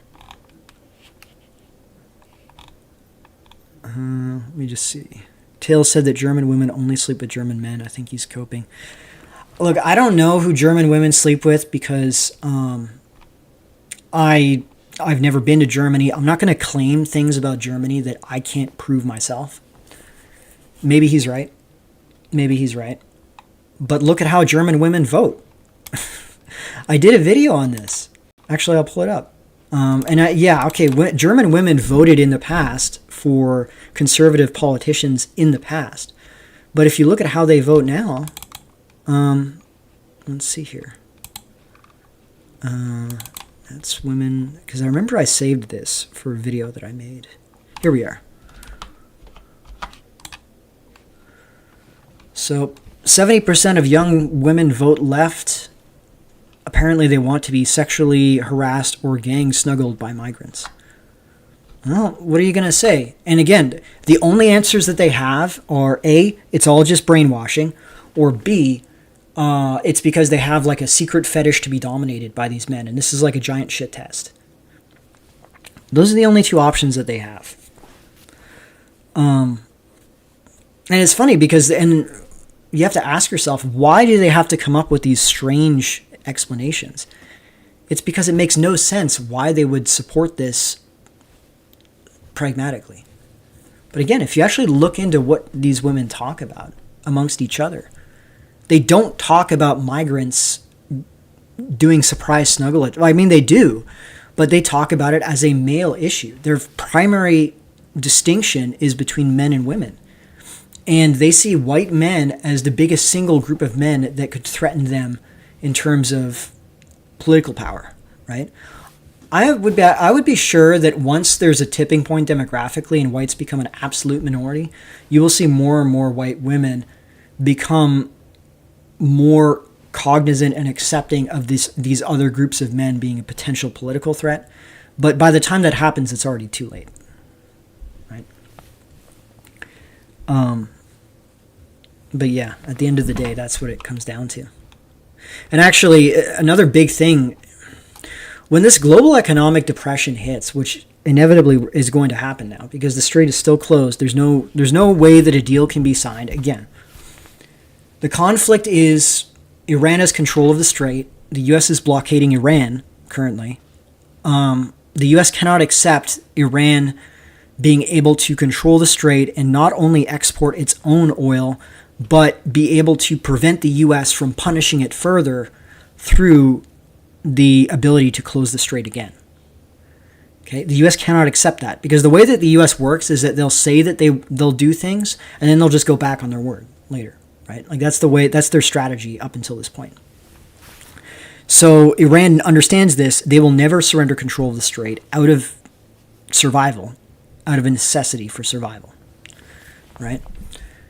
So you're at an impasse. Israel will never accept Iran having economic freedom and being able to trade freely and become a serious economic powerhouse, which they would become under without the blockade that they are currently suffering from. Oh, hang on a second. Sorry, I just realized I got some donos and I didn't actually check it. Sorry guys, I was looking away again. My typical thing is that when I'm talking on a monologue, I will look away from my screen so that I don't lose track of what I'm saying. And it doesn't even work most of the time. So anyways, Epic Child sent me $5. Hey Mercer, great streams. I wonder where you see the ink sphere going in the future, like 5 to 10 years. Do you see it growing bigger or smaller or becoming normalized? Thank you. I think it's already becoming normalized. Like the stuff I'm talking about now is mostly normie issues, right? Like I like, what can we even talk about now when it comes to the ink stuff? I mean, manlets are still undesirable. That hasn't changed. Looks are important. You know, looks maxing is now getting mainstreamed. And what was key about looks maxing with clavicular that nobody seemed to understand is that because everybody was pointing at clavicular and laughing like this was a big joke or whatever, like they were mocking him. But the reality is that it wasn't like he was just seen as some lunatic schizo autist or whatever. Like he was playing into self-deprecation where he was using like cortisol spikes and gesture maxing. Like he was using it, and everybody, like normies, were using that terminology mockingly, but it was mockingly not in like a rejecting way. Like they were accepting his presence and making light of it. And that's what they did with the Chad and versus Virgin memes to begin with. Like it became like they would use them in non-incel related ways as a way of sort of subverting the meme. I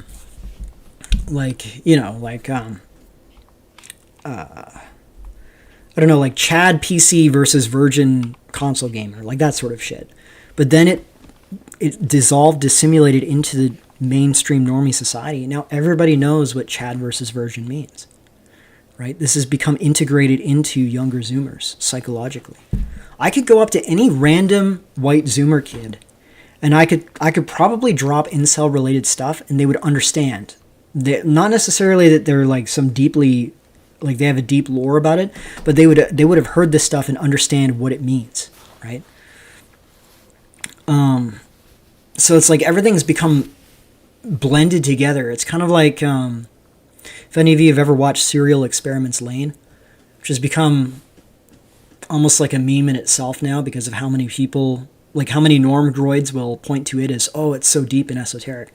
But anyways, like the premise of it is that we're going to merge the internet with reality and create like this unified existence in a sort of weird, like hive mind way.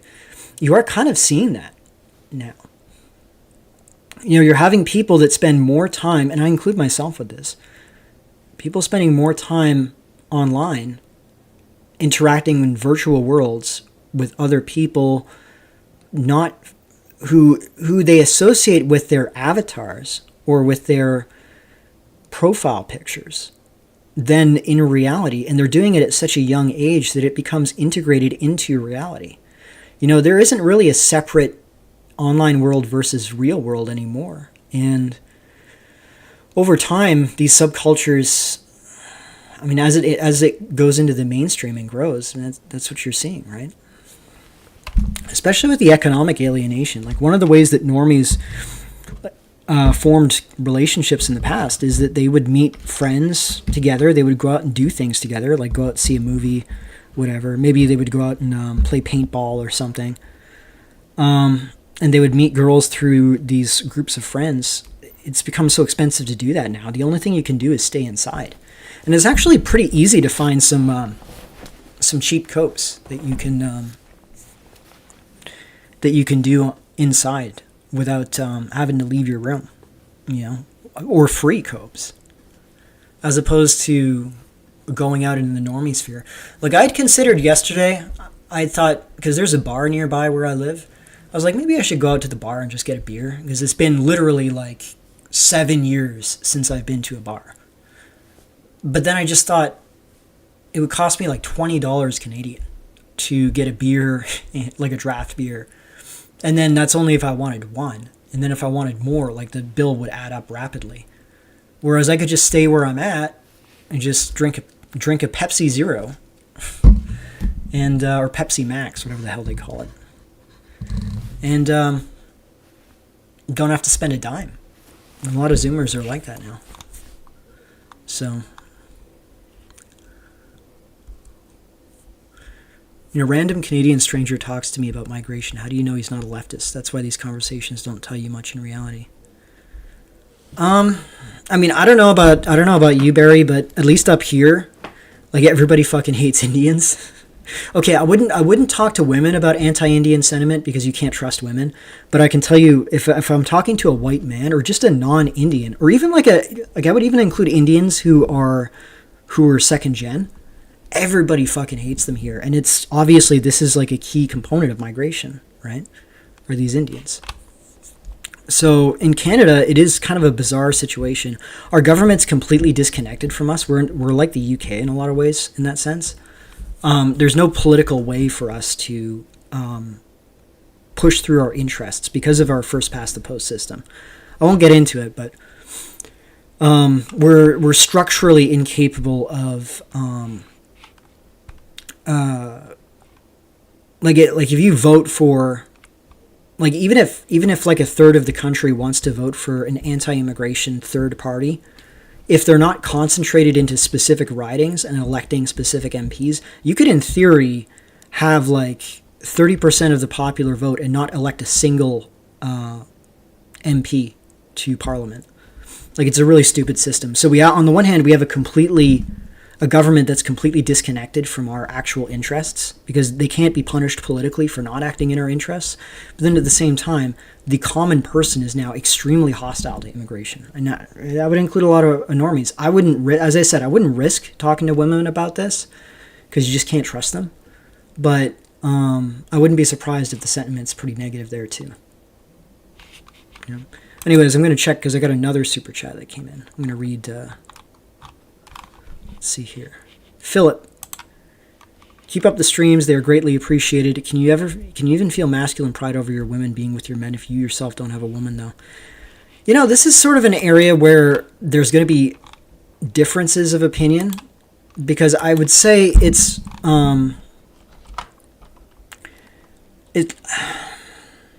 so it's a tough one. Let me just think about it.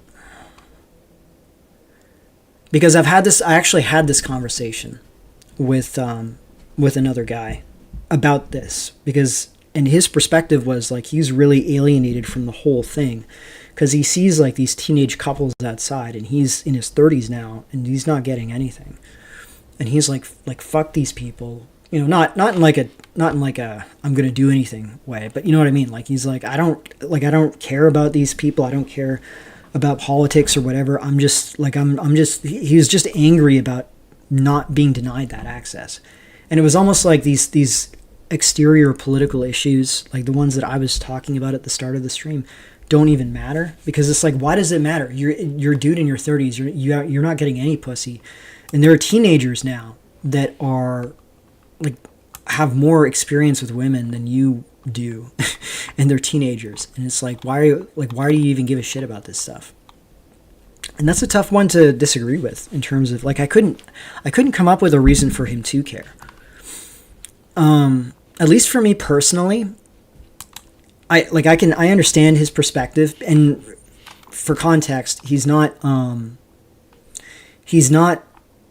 from a European country that's experiencing immigration. So it's sort of like it's like not a real issue to him in that sense. But at least for me, it's like, because when I was growing up in the 90s, this was in a completely different world than currently exists. And it's like, I have to say, to be honest with you, like it's like seeing migration to such an enormous extent in the collective hostility that our government has against us. Like I do feel kind of almost relieved when I'll see like a white family you know? Because it's like, I feel like such a stranger in my own country now. I feel like we're becoming so outnumbered that even just seeing that people are capable of still forming families is it does give me a bit of a positive feeling, you know, even if it's not me myself, you know, which is why, by the way, like I'm not even, how could I explain this? I'm not that particularly attracted to,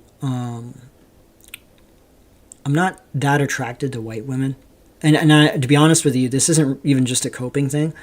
Like, even back when I was a kid, I was like, the women that I was most attracted to were like Middle Eastern. And this, to be honest, this is because these are the women I was around.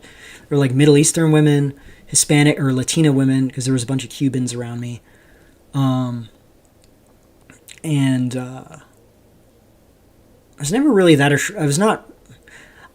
I could be attracted to African women, like, because I had interacted and met a lot of really nice African women when I was growing up, but generally speaking, they're just not really that attractive. But the ones that are attractive, I could be attracted to them, and that's because those were I had much more positive interactions with women from those backgrounds personally than I had with white women from my own background. You know, and as a result, I sort of gravitated more towards them than towards white women. So I never really had a super strong attachment to, like, when I would see an attractive white woman with, say, a non-white guy, I wouldn't feel the sense of like, oh, I'm so jealous of this guy. I could have been with this hot blonde girl, but she went with him instead. I fucking hate them both. Like, I've never felt that. All right. More so, it was like, when I would see this, I would feel like I would see these women and I would think to myself, like, you see exactly what I see with what is happening to our countries, what is happening to our men in particular. And it's like, you have to understand on some level that your decision to go with one of these foreign men is, like, has psychological consequences on this group of men, our group, that is currently under siege, like, culturally and politically. Like, we're under attack. We feel already heavily demoralized because of how we're raised. You know, we're raised sort of being treated as like unimportant, or, you know, women were prioritized over us, like very female centric. Young boys are basically excluded from consideration, especially, like, I'm talking whites here, right? Obviously, if you're from like a Muslim background, or there's other backgrounds where there's more elevation of boys over girls just in the culture, it's a very different environment. I'm like, and another thing that would piss me off is that when I would see these women that were with these guys from these countries where I knew for a fact that they could not produce a society that this woman could in any way tolerate. They would not be able to tolerate it at all. And it felt like you're just parasitizing off of what we created over centuries. You're breeding with this foreign man who comes from a culture that, like, where these countries are just horrible to live in. And the only reason why he is able to reproduce with you and you aren't living in total misery and poverty is because you're living in a country that the men that you have rejected sexually and reproductively have built for you to live in. Like, that's what would piss me off about it. It wouldn't be like I feel a personal sense of jealousy, right?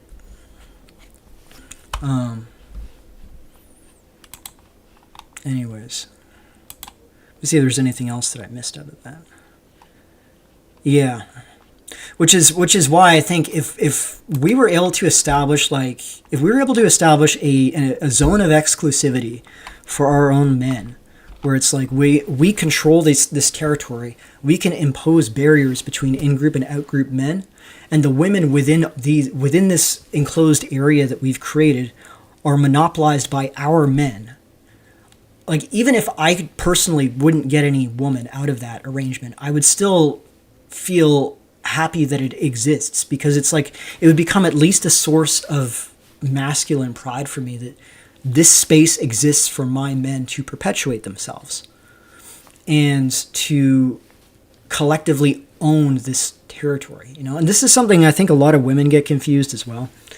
And this is another thing that, because you'll hear guys posting about, oh, we need to take away women's rights. What they really mean is that we need to remove women's political influence. They don't, like, most of the time, the guys who are like, we need to remove women's rights, they don't literally mean like we need to Taliban max. What they mean is that they want women out of the political decision-making process, not that they're going to remove women's rights to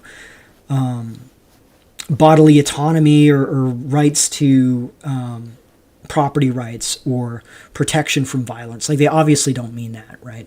But those wires get confused, and everybody just thinks like, oh, these guys want to take away all our rights and make us into slaves, literally.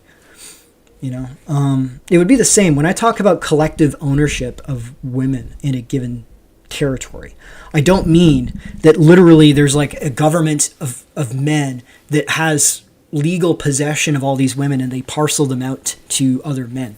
I mean, when I say collective ownership, I mean that all they do is they create a barrier between the in-group of men and the out-group of men, and then the women can freely select the men within that territory, within that zone. And everything else is up to them in terms of their personal agency, like what man they want to choose, but we're just limiting the pool to this in-group of men, right? And like one of the things I would say when I would argue this with feminists is like, look, we can even make it reciprocal. We could say that we'll apply the same standards to men, that you have to choose from this self-contained pool of women. You can't just bring women from the outside in. Like, we don't even have to make it a double standard, you know. But still, women do not like those. They have like an instinctive hostility to those kind of limitations. Anyways, let me catch up on the chats. I think what you want to say is basically women are trying to triangulate their men. We need a word for it. Triangulate. Maybe. I'm not sure if triangulate. If you mean like they're trying to form well, I mean, women aren't forming a coalition. They've just, like, as feminists, they've been part of the left coalition for several decades now, right? And you see this as they move out of their traditional communities and out of their dependent state on men. And I think it's actually a function of the economy. Like, once the economy transitioned from jobs that physically needed to be done by men's hands into jobs that can be done on a desk or through a computer, where there doesn't need to be that physical aspect. Once that transitions to that, and women have much higher access to those jobs, and therefore they're able to become financially independent of men, that's when you start seeing the political independence become more and more important to them. That's when they're able to create their own spheres of self-interest for women, right? Whereas in the past, a woman's political decisions in like Weimar Germany would have been heavily influenced by the situation of her husband or by her father, because she would either be living with her father or her husband, right? So she's going to vote with the consideration, how can we fix the economy so my husband can provide for the family again? Or like my father is able to take care of like help provide for the household again. You know, like that would be the way that they would be prioritizing things, right? That radically changes when women are liberated from that environment, right? Anyways, white men are seen as cheap if you suggest a coffee date, but Jamal can take them to McDonald's. Now, I've seen the reverse complaint by black guys, where black guys will talk about how black women have these really extremely materialistic demands nowadays.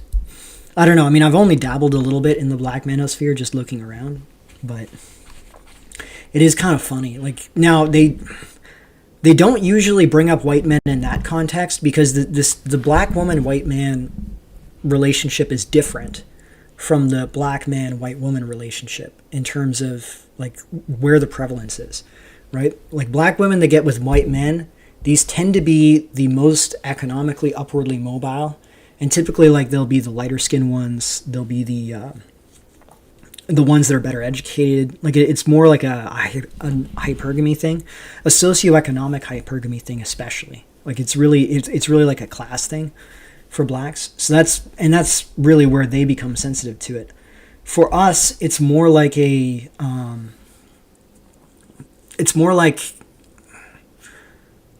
it's not like white women that get with black men. They're doing it to advance socioeconomically, right? It's not like a status hypergamy thing for them. It's much more like a social and sexual thing for them, which of course is just as frustrating, right? Different pressures, but it's kind of similar. Like one of the things I see about black men talking about black women is that black women are way more submissive and way more easygoing and easier to manage when they get with white men versus and they save all the shit for black men. Like, that's one of the things they talk about a lot, which is interesting. You don't usually hear that when you look at the white side about how complaining about white women with black men, but so there are differences, but you can see there's common sources of problems, right? We have Tails. I can't let you derail again, Tails, but I will read your comment. But I won't spend too much time on it. I didn't watch the stream, but Mercer seems to lie again. That graph compares young women in cities with old men in the countryside. Young women in the countryside vote. Yeah, but Tails, young women... There are no young women in the countryside. Dude, the countryside in every modern country, the countryside is completely devoid of young women. It's like a sausage fest. It's that way in the UK, it's that way in Germany, it's that way in France. Actually, France is a little more complicated because there are a lot of people that move out to the semi-rural. But, okay, excepting France, US, it's notorious. Up here, absolutely. Exact same problem. Because women migrate to the cities in much larger numbers than men do. Right? Anyways.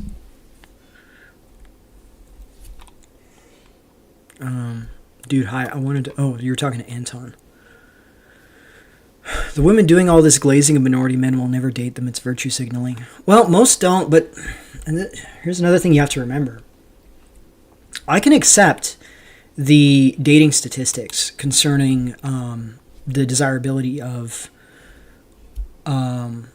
white men versus other races of men when it comes to white women's preferences. Like, let's just assume that's true.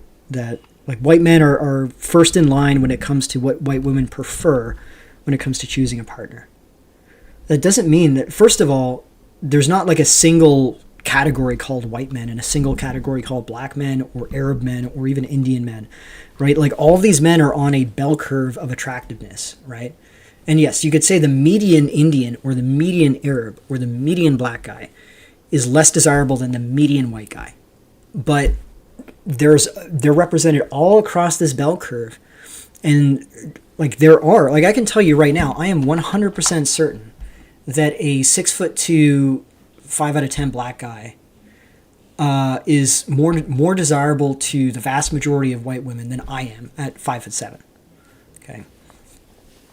And that's just a simple fact. Okay. It's not me being like, oh, I'm completely helpless to being completely dominated by these superior men or whatever bullshit. Okay, like, I would say if we're comparing a 5'7" black guy to a 5'7" me, probably I would outdo him in terms of my options, and I would be more desirable, right? But again, these other factors come into play. So yes, it's not like the median Jeet or the median Arab or whatever that you have to be concerned about. It's these outliers at the top, like that Afghan guy. That Afghan guy, I guarantee you, the Afghan guy that murdered that charity worker, he would have absolutely no problem dating white women. And we know that because he's married to one, right? He was married to a fairly decent-looking one, actually. Pretty good-looking one.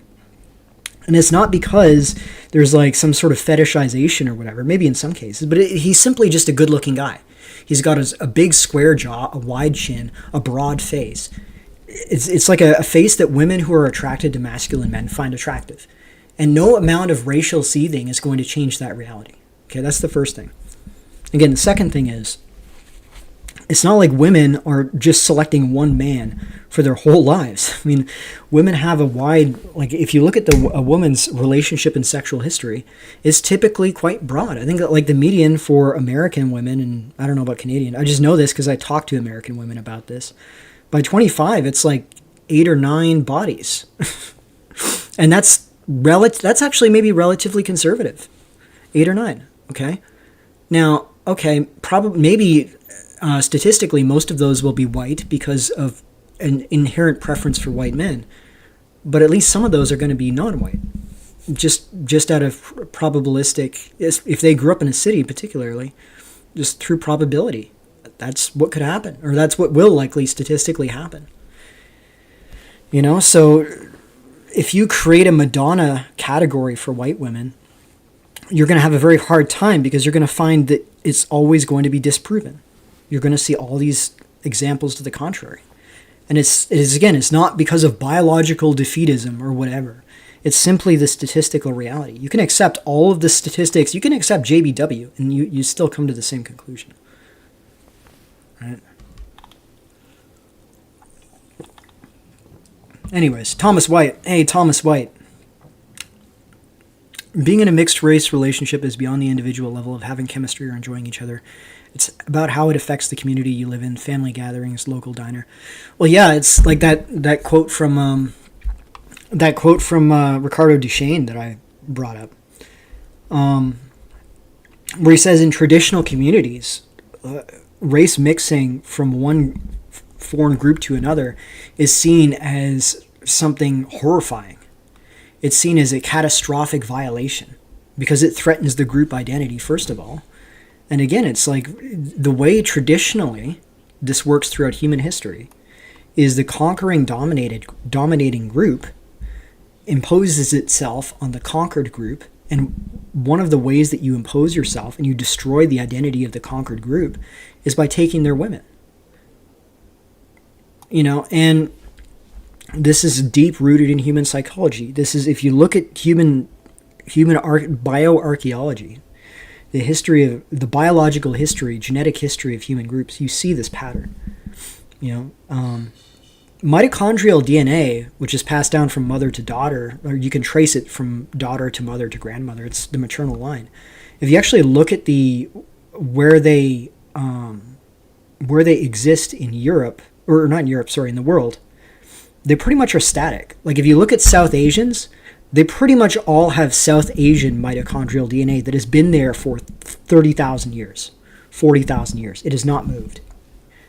And if you look at East Asia, you see the same thing. East Asian mitochondrial DNA that has existed there for 40, 50,000 years has not moved. Southeast Asia, you can draw lines. You can draw racial lines of like the original races of different parts of the world based on mitochondrial DNA. Because the women stayed still. It was the men that would migrate into groups. They would capture territory, and then they would capture and breed with the women in that territory. So in the case of South Asia, like you see, if you look at Y-DNA, you see a line that you can draw from India, northern India, all the way to Ireland and Scandinavia and Scotland and Spain. And you can see this there's an ethno-linguistic connection and a paternal connection to R1A and R1B for this entire region, with a big hole in Central Asia because of the Turkic migration in the Middle Ages. The Turks and Mongols spread their Y-DNA there, which was more haplogroup C, haplogroup D, haplogroup O. But if you ignore Central Asia, where there's a big hole and there's Turkic languages spoken, if you look at the Indo-European speakers, they are all paternally connected. It's funny, if you look at Pashtuns, you know, are the most based and misogyny-pilled, I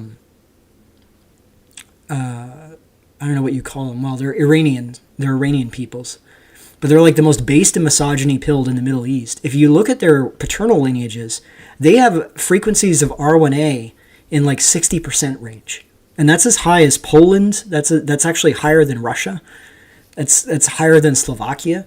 So they're actually, if you want to look at it, and their R1A branch split off from the rest of Europeans in the Bronze Age, and it migrated into Asia. It's the Indo-Iranian branch. The point is that in a certain sense, you could say they're like the half brothers of Eastern Europeans, the Balto-Slavic Europeans that carry this R1A. And they speak a very deeply divergent but still Indo-European language. If you look at their mitochondrial DNA, it's all indigenous to South Central Asia. That's just how human nature is. And so men define the boundaries. That's the point I'm trying to make. Men define the boundaries of intermixture based on male kinship. Like, it really is patriarchal fundamentally. Always has been. The Jews made it a little bit different by introducing matrilineal blood purity in order to prevent men from bringing foreign women into their community. That was the sea shift towards our modern understanding of race. In the past, it was very much based on patrilineal descendants. And it's deep-rooted in human psychology that it demoralizes. Okay, so you have this masculine sense of yourself. Like, when I was a kid, I would always think about growing up, like, I would read stories about the European knights. I would read stories about the Vikings. I would read stories about the Celts in Scotland. Celtic warriors, Picts, Vikings, because that's all my ancestry. And also the Franks, for example, the Crusades, the knights charging into battle. And there's this sense of pride in your identity that just comes natural to you. Okay? But then when you go out in the world and you see, again, as I said at the beginning of the stream, you see these women, you feel this intense sense of pride about who your people are. And then you just see women left and right that are of your background that you're so proud of. And they're involved sexually, romantically with these men from completely foreign and even hostile backgrounds, competing backgrounds. This totally devalues that sense of collective pride. And I think what a lot of men do is they'll just, as a coping mechanism, they'll abandon it and they'll adopt an individualist way of thinking, individualist framework. They'll stop thinking of themselves as being, I'm descended from these amazing heroic men, and they'll just think of themselves as an individual. Like, it's sort of like how, like, I think Andrew Tate is a good example of this, right? He's entirely focused on him as an individual, mogging other individual men. There's no sense of the collective identity. Actually, a lot of black men have this problem in America because they never really had because of the circumstances of becoming, like, they were brought to America as slaves, right? So because of the circumstances of them being in America, they never had that sort of ability to exclude foreign men from mixing with their women, and so they never established that kind of collective masculinity. And so there's always this intense sense in the black population of, like, I need to be, I just need to be individually, like, I can't care about what my women do. I have to devalue my own women. And I have to avoid any of these collective identities where my pride could be wounded by the decisions of my women. So it becomes like an individualistic pursuit. And I think white men are becoming more and more like that too. Not necessarily that they're becoming like Andrew Tate red pill, but they're adopting this. I think leftism to a large extent is this, right? Like the way white leftists think. It's like this category of collective pride and collective honor. Well, I mean, honor now, when you use it in the sense of referring to like men versus women, that's extremely dangerous because we associate it with honor killing, right? Which is a violation of rights or whatever, right? But there is still, like, when you lose that collective honor, the sense of honoring your past, honoring your people, all you have left is this material stuff and just your personal success, right? Anyways.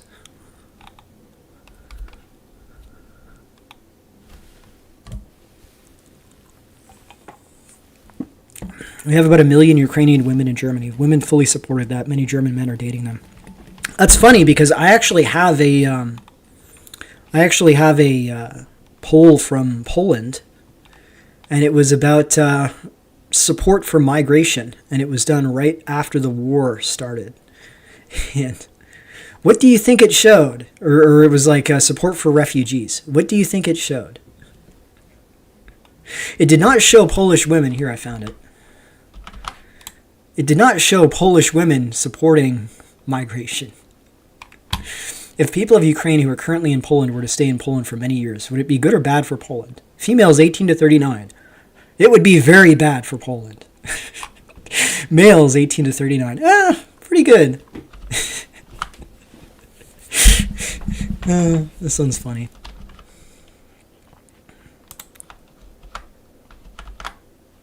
And it's interesting because you see it kind of drop off.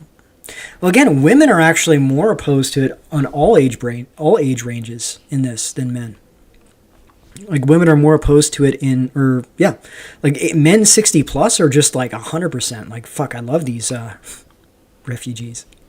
Males 40 to 59 are still really pleased with them.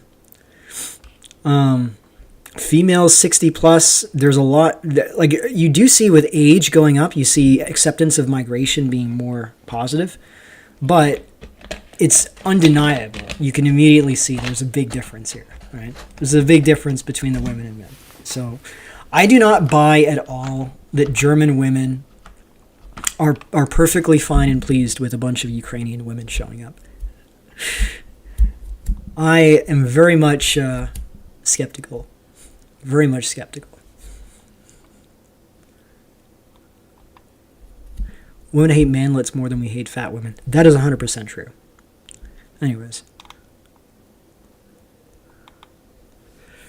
But in the end, the individualists get drowned out by the collectivist horde. If you mean like intergroup competition, the collectivists will win over the individualists. Yes, you're right. Yes. That's just intergroup conflict. I got into a debate with a Chinese guy about this, actually, where he was like, well, the fact that the Chinese are so successful in Western white countries proves that the Chinese they have a superior culture, or whatever you define it as, culture, genetics, they're still superior. And I told him the cultural framework that the Chinese operate in is, or East Asians in general, is like hyper optimization and hyper competition for resources. And when they are introduced into a culture that has far less prioritization of status and resources, yes, they're able to do very successful in those cultures. But when they are put together and they're all operating under this hyper optimization, you get situations like South Korea where the birth rate is like 0.8. And that's because if you look at one of the main factors, it's actually not like the gender conflict is a big one. But if you actually look into the most important factors, it's that it's so expensive to educate a South Korean child in a way that they remain competitive with the other ones. Because you have to go to Hagwon, which is like a private cram school. You have to finance all these additional elements to education. And it becomes so expensive. It's like over $100,000 or something for South Koreans, that it becomes an extremely unviable burden for most of them. You know, it's either they don't have children, or if they do, they only have one because of how expensive it is to. And if you actually look at the outcomes from this, like, East Asians do score higher than Europeans in standardized testing if you look at PISA exams, but they only score as high as you would expect them to with the average IQ that they have, which is about 105 compared to the European 100. So, I mean, on average, they score about 5% higher than Europeans. But even then, that goes to show, if you compare the much more relaxed European education system to the East Asian ones that are pressure cookers, it's obvious that they're massively overdoing the intensity of their education because it's not producing results above their actual innate cognitive ability. And it just produces this suicidal population. So, but because they're in these white countries, they're able to have a disproportionate advantage because no one else is following this. And the same is for ethnocentric behavior. Ethnocentric behavior in ethnocentric countries results in basically gang-owned governments or like clan-owned governments. So, for example, Muammar Gaddafi, his tribe controlled Libya, and it disadvantaged the tribal groups that were opposed to his tribe and his coalition of tribes.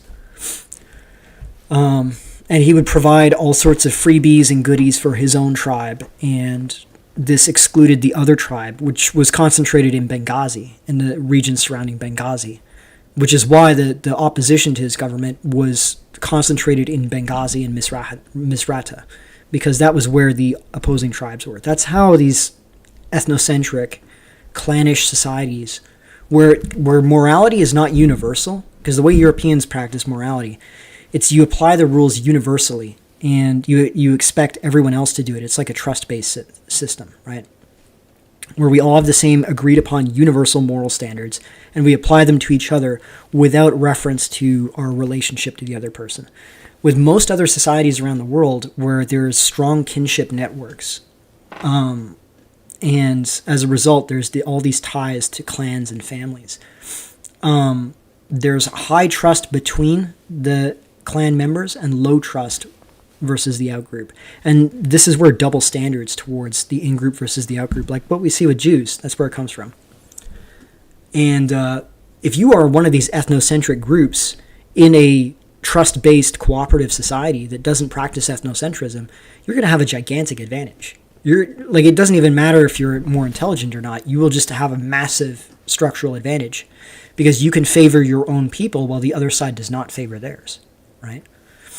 And you can demand equal treatment from the other people in the society you're in without reciprocating it. But as soon as they become the majority and that becomes the dominant mode of operation, it just becomes a shithole country. And all the advantages you get from being a tribalist disappear because the entire society is like that now. There's no advantage, there's no distinct advantage that you get.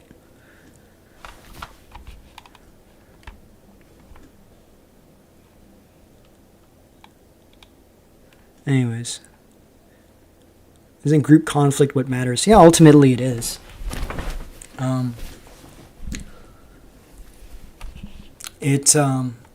Group conflict is what matters in the end over like control of the state and society, if that's what you mean.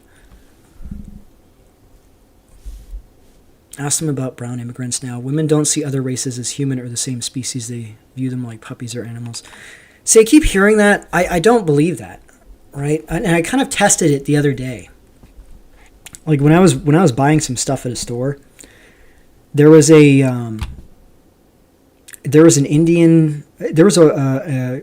attractive white girl at the cash register, and she was being trained on how to use the cash register by an Indian who was really attempting to gesture hard for her, and his name was Man Meat. And when I walked up to him, I was like, "Hi, Man Meat," because and everybody knows it's a ridiculous name. And I didn't I didn't insult him, but just saying his name, he looked at me like he wanted to murder me, because he knew I was mocking him just by saying his name because of how ridiculous these Punjabi names are. And he just sort of skulked off as she checked everything out. But she kind of gave me a look like of disapproval, and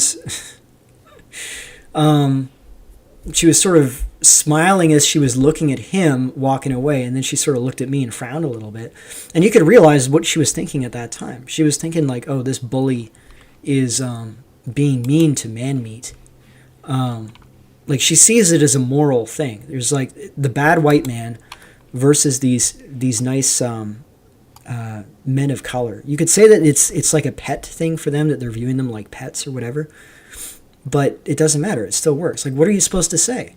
She sees herself as being a good person, and if I express myself in any way that would be critical of these people coming in to my country, she would code me as being a bad person.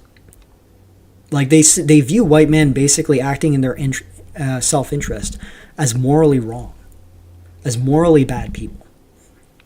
How do you counteract that? right? It's like there was another thing that I saw. There was an article that was written. Let me pull it up, actually. There was an article that was written about... let me see here. It was like Cucknationalism was the name. And it was an article written about how the constant posts about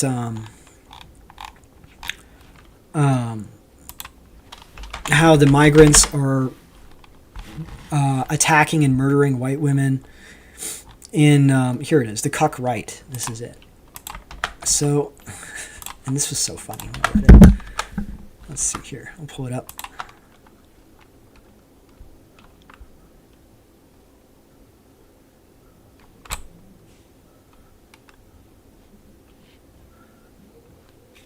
How feasible would it be to airdrop all Yipsy women in India and make them breed with Brahmins?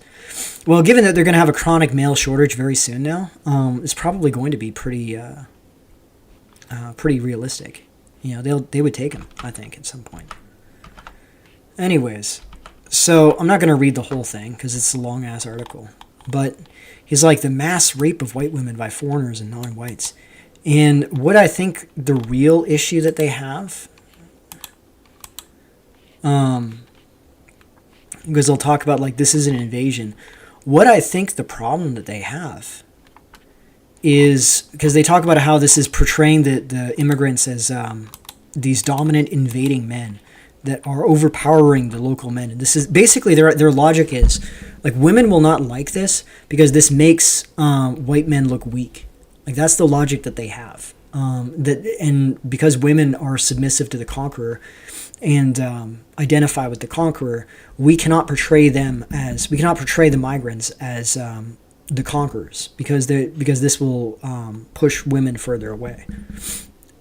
And you know, that's the logic I was describing earlier. Let me actually see if I can find some. It talks about I read the whole thing, but it was kind of like white people on the far left. Basically, he says, like, who does this appeal to? It doesn't appeal to the woke left because the woke left already predetermined that they don't blame the migrants for doing what they do. So if we're posting about this, this is just demoralizing the far right. Let me see here. Total demoralization. Endless montages of big black fists pummeling on white kids' heads, knocking them out cold to slam their bodies on the hard floor. And stories of white girls having a Muslim mumbling under his breath, praising Allah, drools down her back. Oh, God. He's like Uncle Bashir posting. But what I think the real issue was, it's I think that the problem that they have is that when they were looking at these migrant invasions that were happening, and they were characterizing them as an invasion, they have all this footage of these white women helping them invade the country. Like, and we're like that, for example, that video of the Spanish woman waving the migrants from Morocco into Ceuta and filming it.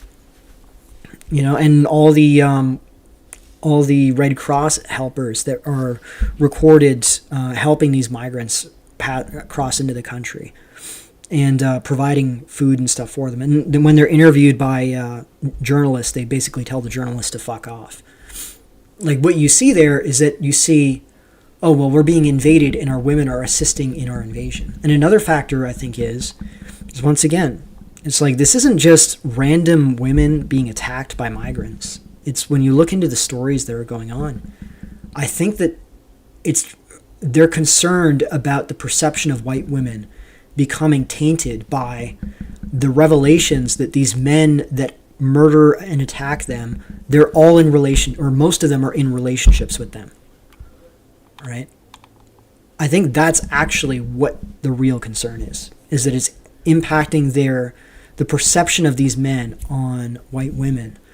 Because remember, the main strategy that the Cucknats have, or the simpnats, whatever you want to call them, is that they're attempting to center everything on white women and worship white women with the goal and the hope that this will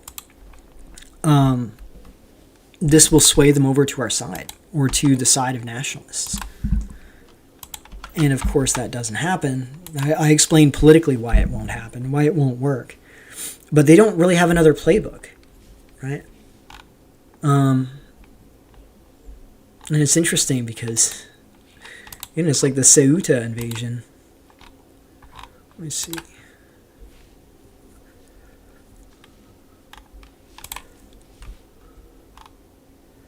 Yeah. They'll do, okay, I admit this is kind of a cuck post, but the problem is that this post was in response to a story of Spanish women. I think it was that Spanish women that were waving in these migrants that were flying in. And they were, the other one, there was another one where it was a woman who was saying, we need handsome Moroccans in the country. Or she was like pointing to one Moroccan guy and he's like, he's handsome. I want him to illegally migrate, something along those lines. I didn't save that one because there was claims that it was a tranny. It might have been, but yeah, here it is. Extremely stupid and cucked to present your enemies as military-aged fighting men. Zero understanding of female psychology or even basic propaganda. Always present your enemy as weak, pathetic, grotesque mass, a threat only because of sheer suffocating numbers. This is the one I was talking about. Here comes a skinny Moroccan who doesn't look like Peter the Eel like the rest, and right away they're primal fucking more. Look, I do admit that the cuck posting is a little bit annoying, but can you blame them, though? Can you blame them? Yeah, no, I think personally that this is more of a backdoor strategy because of how bad this makes white women look. Like, there's another story from the States. This obviously isn't migrant related, but it was this story of this woman who got... Okay, so the story was that was being claimed by the right wing was that she was basically kidnapped by a bunch of black guys and then raped, and then she was thrown out of the car, and then she stumbled around and got hit by another car and died. And it was like from somewhere in the South. There was a bunch of shit blown up about it. But if you actually investigated the story, what had happened was she was basically blackout drunk. She had like a blood alcohol of 0.3%, which is enough to basically be on the verge of alcohol poisoning. So she was extremely drunk. But she had sort of stumbled her way out and into the cars of these guys. She actually chased them down. Like, there's footage within the nightclub she was at where she was grinding up on this black guy, and then she when they go to leave, she actually chases the car down and gets into it. And then there's another video of her calling another guy a faggot for not wanting to have sex with her in the car. She had already had sex with one guy. And then there's another video where she says she apologizes to one of the other guys for who she called a faggot. She actually says, "I'm sorry for calling you a faggot." And then she says that she's going to call an Uber, and she gets out of the car. And that's when she gets hit by another car. They leave. Like, really, the only thing that you could say that they did legally wrong here would be like she was intoxicated to an extreme degree, and that technically anything this is one of those cases where if a woman drinks alcohol, anything that she does now she has no responsibility for, right? That's the legal issue. And it's funny because this is one of these cases where, again, the usual suspects were jumping up and down. We need to hang all these N-words. We need to this and that. We need to... And then inevitably the story comes out. The story comes out of what really happened.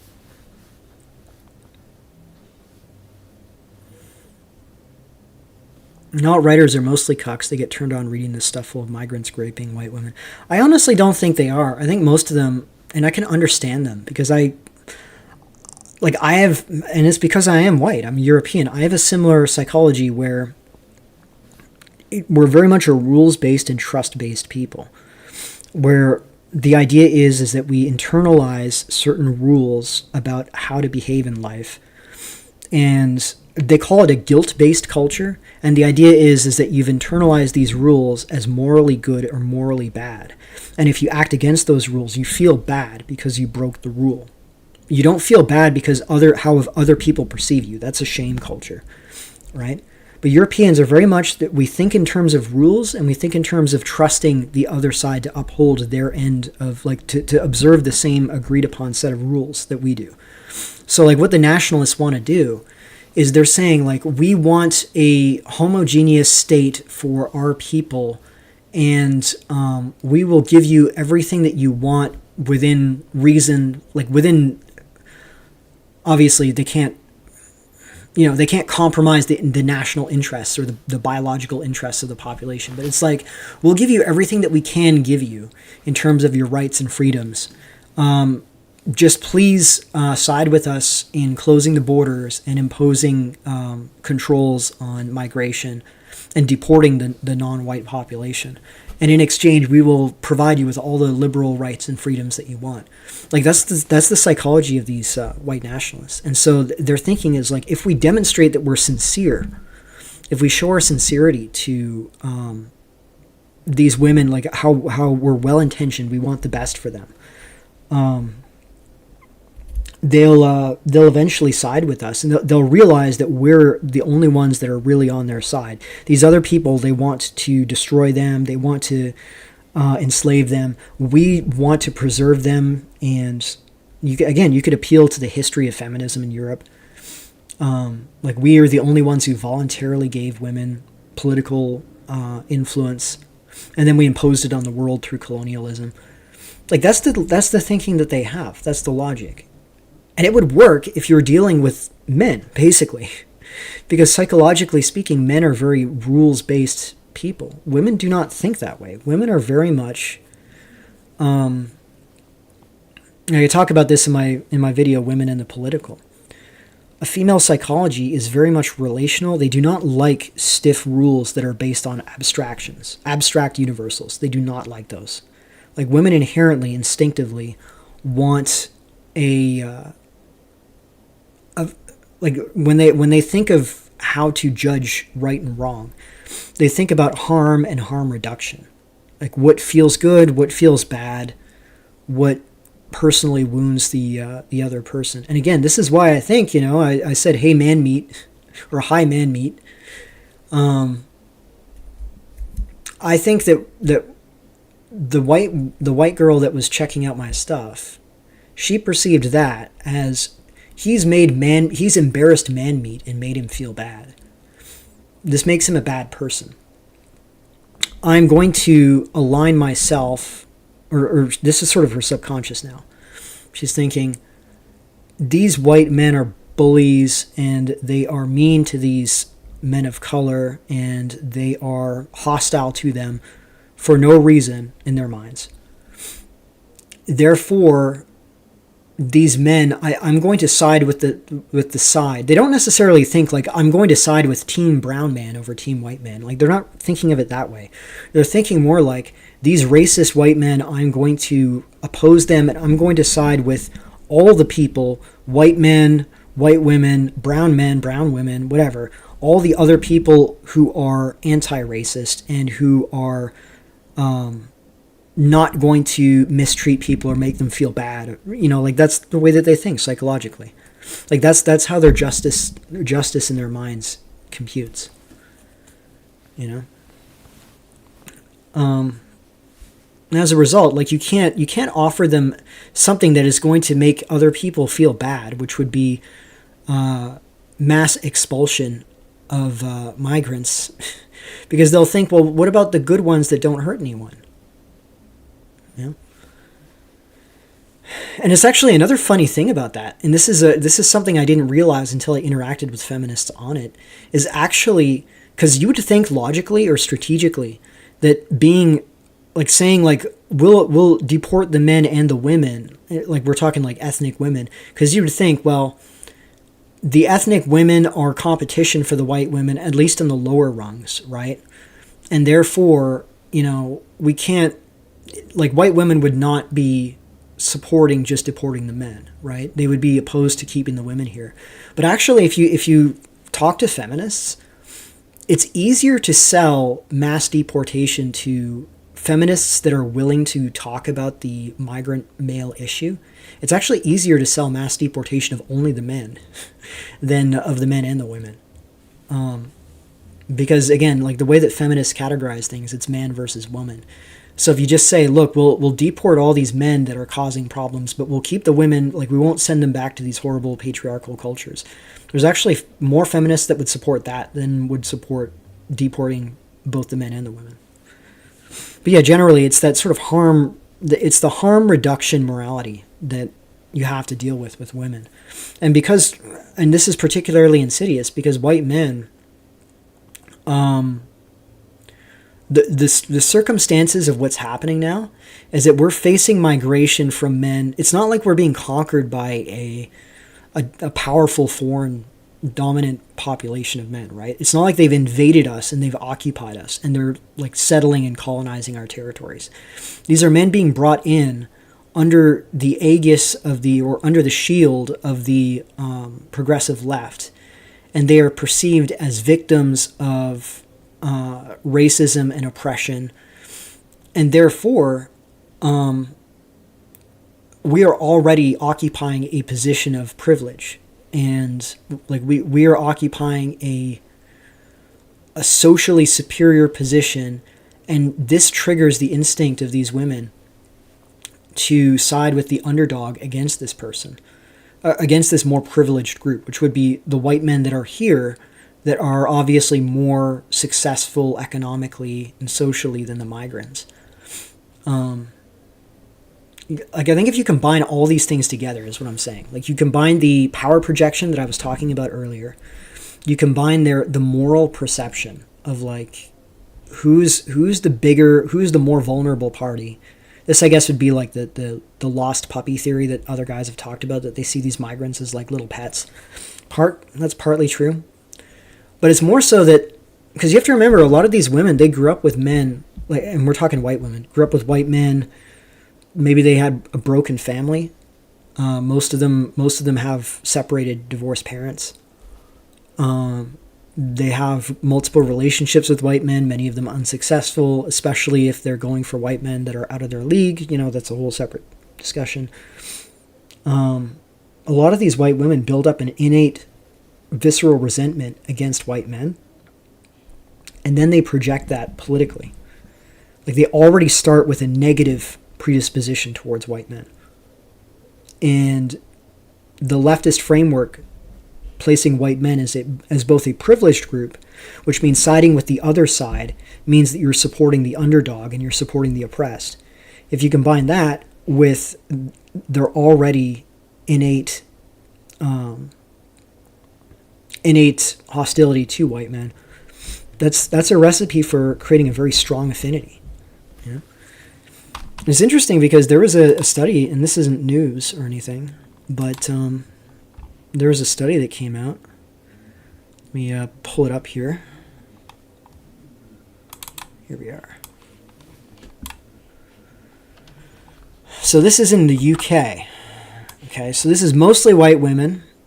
Obviously, the younger generations are more diverse, but it is still majority white women. Right? Unrequited love.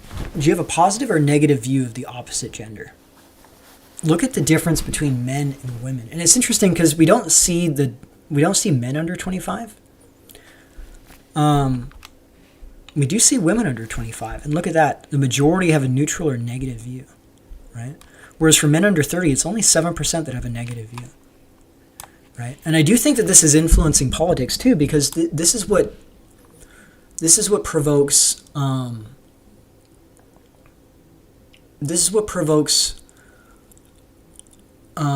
men to shift leftwards, whereas women are going far left. If you look at the UK, for example, men are actually going left as well. They're just going left at a slower rate than women. And I think a lot of them are doing it in order to appeal to women, in order to appeal to white women. Right? Would women rather be abused or protected? I don't think it's so obvious. Well, I don't think of it that way. Like, because the way that they think of protection, they don't think of like needing a man to protect them. They think the way that they think about protection is like the government, the police will protect them. Like they think of themselves as independent in the sense of their protection from men. You know, this is why when that violation happens, like what that black guy did, it's kind of shocking to them, and they don't know what to do, and they just sort of run away. Right? That's what makes it so funny. Like, they don't think of it that way. Like, if you were to go to a poorer country that doesn't have pervasive police presence, like countries that don't have, like where, for example, in most European countries, you call the police, they're going to be there within 5 minutes. And they're going to, so it's like being in the playground when you're a kid in grade school. And it's like, as soon as the kid starts throwing punches, somebody calls the teacher, and then you get a timeout. Like, it's that sort of way of living. And as a result, women don't have any sense of like, well, this group of men is going to threaten me. Right? So they don't really think of it that way. White men and black women should team up with each other to fight against racist white feminist women. Well, Slumber, they don't think of it that way. If you look at how ethnic women talk, like, ethnic women very rarely talk about white men at all. If they do, it's usually like some ethnic woman will make a negative comparison of their own men to white men, but then someone else will jump in and say, well, look at these examples of white men behaving badly. Look at the white men going to Southeast Asia and molesting children. Or, like, they'll come up with examples like that, right? Because their narrative is that all men are bad, right? So they cannot make an exception for white men. Really, what you see with ethnic women, leftists, feminists, whatever, it doesn't matter. What you see universally that they're focused on is envy towards white men. That's what the focus is for them. Or not white men, excuse me, white women. Envy towards white women. Like, this is the point I was trying to make when I did that post about that Asian woman who's like ashamed of her half-white son. These women don't, like, yeah, they get with white men, sure, but it's not like they feel any kind of positive affinity towards white men. Like, they're not interested in the well-being of white men and furthering the lineage of white men, or making our group's lives better. They don't think about that at all. Their entire focus is, I want to replace white women. They're envious of white women. They want to take white women's spot in the spotlight as the center of attention for all groups of men. And if they want access to white men, it's only insofar as they see it as bringing them closer in proximity to white women in status. That's how they think. Like, none of these women are on our side in any way.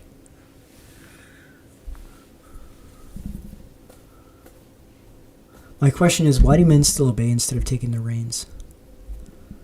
What do you mean? And when you say obey, do you mean like why aren't they revolting or something? I mean, I think I'd already covered that, right? Like, there's no collective masculine identity. It's not like the Taliban or like the Houthis in Yemen, where they have this strong group identity. They are able to reproduce themselves as a community, and they can control access to their women from outsiders.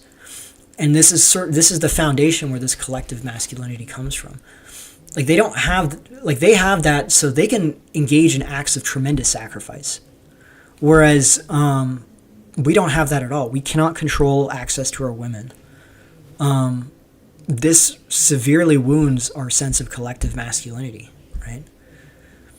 Because you can't really posit our men without positing our women, right?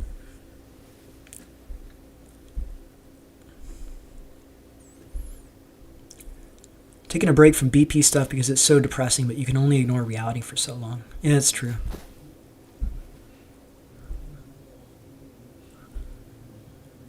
Hey, Tails, you're still watching. Awesome.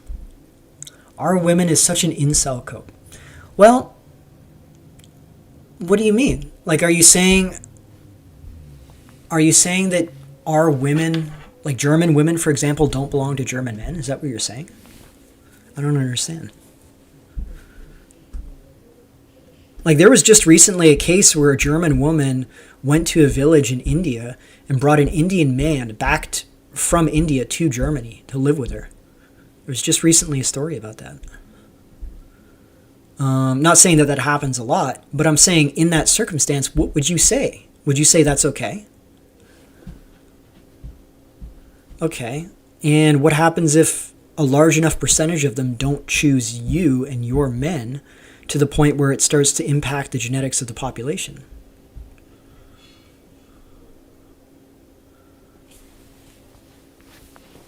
White men will always be the number one choice. But that's sure, but that's not what the data demonstrated. Remember? We actually went over this on the video that you made. We looked at that study that you referenced about the attractiveness of migrant men. And as a matter of fact, the difference was not that enormous. It was a difference of like 17%, which is not nothing. It does mean that German men on average are more attractive than migrant men, refugee men, I should say. But that's not a gigantic difference, right? And again, you're not dealing with individual slices. Like you're not dealing with a single man, right? You're dealing with a bell curve where there's representation on both sides. And again, you have representation on the far tail end on the right side of, like, for example, that Afghan Chad who was able to marry a white woman in America. And then he was able to get access to this other woman's apartment somehow. I mean, there's weird circumstances around their relationship too. I haven't found anything definitive, but then she winds up murdered and stuffed in a suitcase, and he steals $10,000. Well, what are you going to say? Like, setting that guy's crime aside, how are you going to say that it's okay for, as long as they look like attractive guys?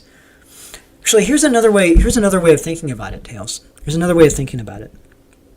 Okay, world population is about 8 billion people. About 4 billion of those are men. Okay. So, should we allow white women to pick from the cream of the crop of every other race of men? Let's say like the most desirable man in Nigeria, the most desirable man in Cameroon, the most desirable man in Egypt, the most desirable man in Iran, the most desirable man in Pakistan, the most desirable man in China, let's say. Like just the most attractive men that are, even though the average for the median for that population is far below Germany, they're like the top 1% of their local population. If a German woman wants to bring that top 1% guy over to Germany to breed with her, is that okay? Okay. So there's a lot more of those men than there are German men. Even though Germany is not like a tiny population, there's a lot more top 1% men in the rest of the planet, or even top 0.1% men in the rest of the planet than there are German men in general. Right? So if you give German women the option to do that, there's a good chance they're going to do that to a large extent. This is why borders are important, because you end up with a global race to the bottom, right? Like if you're like a 5 out of 10 white woman, why would you settle for a 6 out of 10 or 6.5 out of 10 German guy? Why would you do that if you could import like an 8.5 out of 10 guy from, I don't know, Brazil, just to bring up Brazil in this stream? Why wouldn't you do that? Okay, well all right. So we've determined that that's your position. So mass migration of men into Germany is okay as long as German women are bringing them in to have sex with them. Actually, that's kind of what Tommy Robinson's position was. Tommy Robinson, it was really funny. He was interviewing a black guy, and I used it on a different stream. He was interviewing a black guy, and this black guy was like, he was trying to give Tommy an acceptable out, to be like, if you personally didn't want your daughter to marry a black guy and have kids with a black guy, I think that's okay on a personal level, as long as you're not forcing her to do something she doesn't want to do. Like as long as you, like if you were to say to your daughter, I prefer you to marry a white British man, and she does it because she knows you'd prefer that, as long as you're not as long as you're not punishing her for choosing not to follow your preference, I think that's okay. This is what the black guy was saying. And Tommy Robinson actually said, no, what are you saying? How dare you say that? How dare you imply that you would prevent your black son from fucking my daughter? Basically, that's what he was saying. That's his logic, man. I'm like, oh my god. These dayooths. It's one of my favorite words now from the Muslims is dayooth, which means it's translated directly to cuckold, but in Islamic parlance, it's a lot more broader. It's basically any man who is permissive towards the sexual boundaries of his women, and most often it's applied to like your family life, like for example your wife, your mother, your sisters, your daughters, and it's sort of like the concept is like a protective jealousy, and if you refuse to enforce that, if you're permissive towards their inappropriate behavior with out-group men or outside men, you're seen as a dayooth. And it's a word that I really love now, because this describes our entire civilization at this point, right? Like, because if you think about what the West is currently on a mission to do, the West wants to destroy all these barriers that men across the world have created and enforced to prevent their women from breeding with out-group men, because that's the only way that you can sustain a population in perpetuity is by controlling access from the in-group and the out-group, preventing your women from breeding with out-group men. This keeps them for your men to reproduce with. This reproduces the civilization. This reproduces the nation. It's like the foundation of nationalism on a deep primordial level.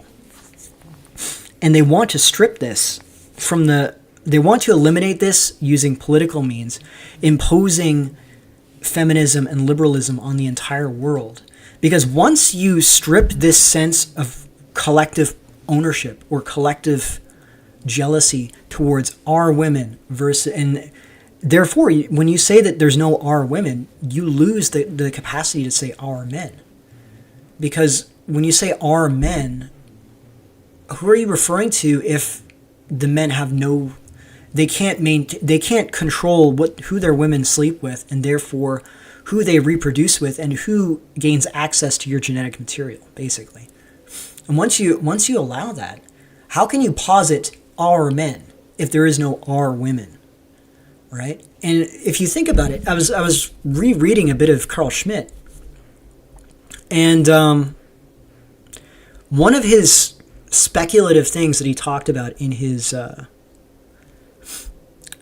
later writings was that he believed that the Antichrist, when the Antichrist comes to rule the world, this would be the sign of this time to come, would be the elimination of political identity and political distinctions from the entire world.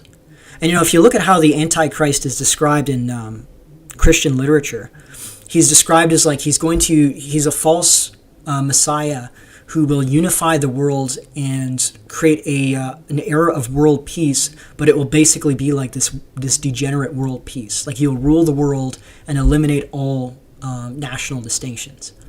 And this would be the Antichrist, because it's happening on earth rather than in heaven. That's the reason why it's considered the Antichrist.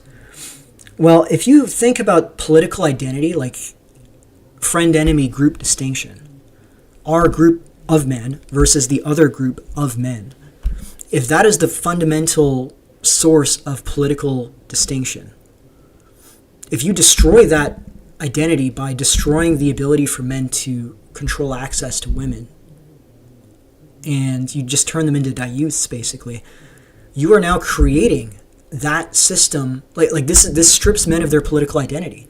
It's like Swedish men, for example, are not they don't have a political identity as Swedish men. There is no collective we when it comes to the Swedes. All right. Not only can Swedish men, and of course it's not like it's just men. It's not like that it's just women doing it, and that men are just hanging around twiddling their dicks or whatever. Like men are actively race mixing too, right? That is true. That does happen. Okay, but the fact that there are no barriers that you can enforce to prevent that from happening in the first place eliminates that political category of we Swedish people. And Swedish men, as a result, they can't act as a group. You know, when a Syrian rapes a Turkish girl, the Turks go and burn down every Syrian building in Istanbul and pogrom the Syrians that are there. Okay? When a Syrian rapes a German girl in Germany, nothing happens. Or when one of these migrants goes on a stabbing spree and an individual guy takes this guy down and pins him to the ground, the German police officer then arrests the guy who pinned him down. And then the migrant gets up and stabs the cop. That was fucking hilarious when that happened.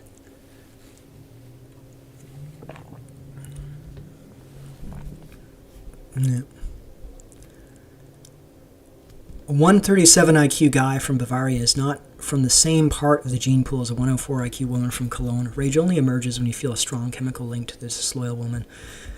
Well, I don't want to get too biological about it because it's not even really biological, right? Because it's like let's say that because it's perception, right? It comes down to perception. Let's say that I meet a brown Brazilian girl and I'm in a relationship with her, and for some stupid reason, because we're idiots, we decide to go to India for a vacation. And because of her racial admixture and just her phenotype, she happens to resemble like an attractive Indian woman, let's say, just based on, even though she has no relation to Indians whatsoever. Indians that would see me with her in India would view me as taking one of their women, even though she has zero actual biological relationship to them, because it's all perceptual. It's the perception.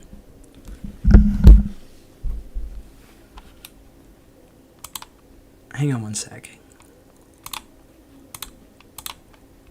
Just going to time you guys out.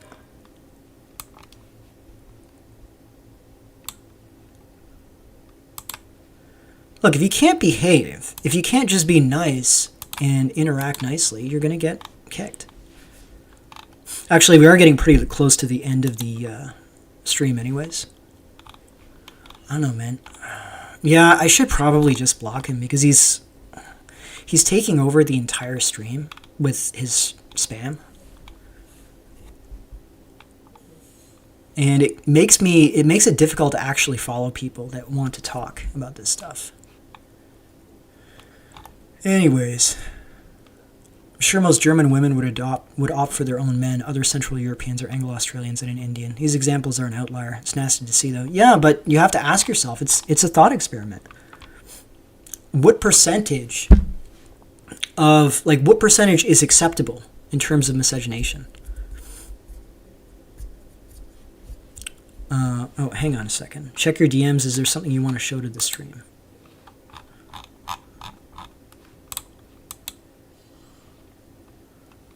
Hang on. What did you send me?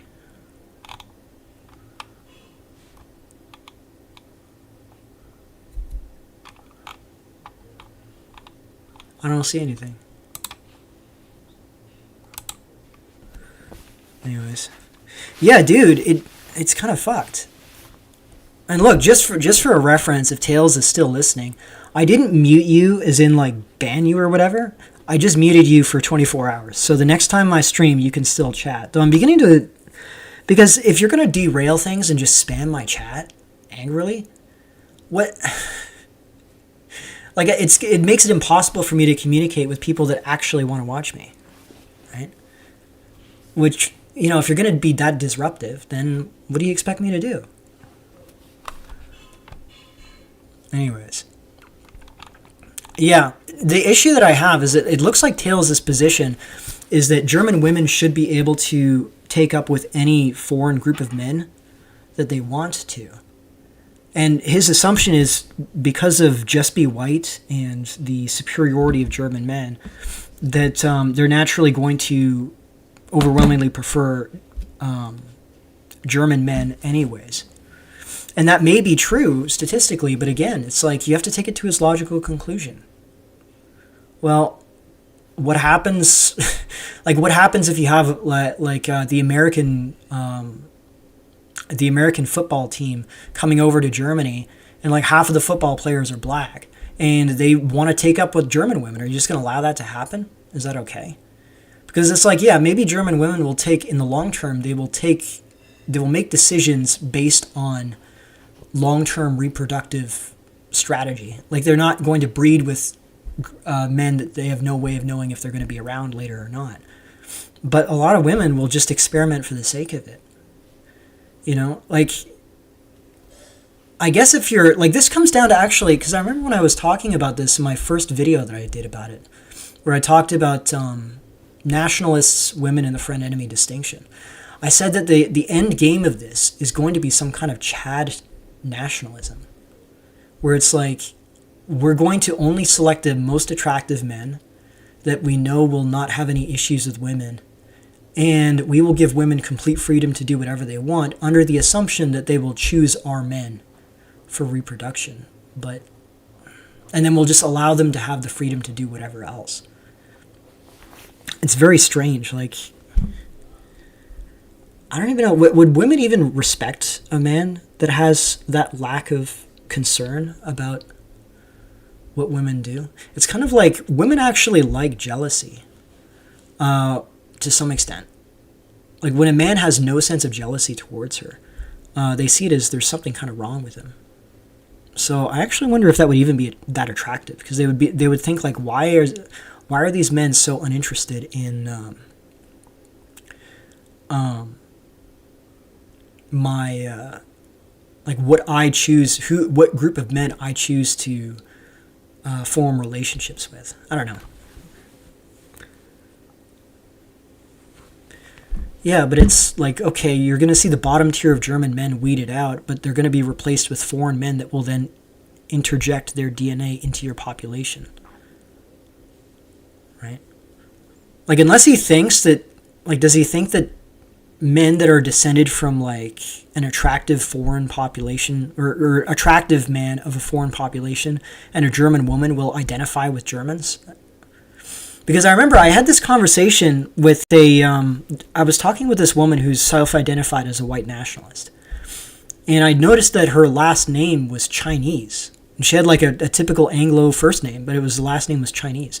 And I thought, is this like an Asian woman maybe? Because, you know, they'll name their kids white names, but then they'll have like the last name. So it'll be like Stephanie Chang or something like that.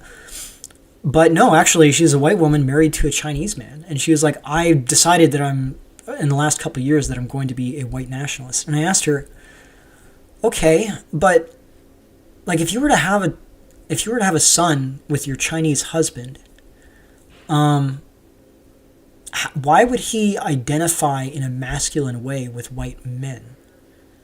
Because you've demonstrated in your own personal choices that you've rejected white men reproductively and romantically in favor of this foreign man who is not white and European. Like, why would he feel a sense of like, I identify with white men in a masculine way? Like, there's no way. There's no way. He would most certainly identify with Chinese men if the guy is Chinese. And she got really prickly about it after that. But I mean, what else do you say? I'm not telling you, like, what I told her was, like, I'm not saying that you should divorce your husband or whatever, but I'm saying, like, it's not really a compatible worldview. And I think you're going to produce strange children if you try and inculcate this worldview, because they're going to think, again, like, the way that men think is very different from how women think. Like, I'm not a race-mixed person, so maybe my perception of this is off. But again, like, if I was half Chinese on my mother's side, let's say, I wouldn't have a negative perception of the Chinese. I would look at the positive aspects of Chinese civilization and be like, you know, I'm proud to have this as my heritage too. But I wouldn't think of, like, when I'm thinking of masculinity or masculine pride, I wouldn't think of a Chinese man. I would think of a white man who, in this case, would be my father, right? So, I don't know.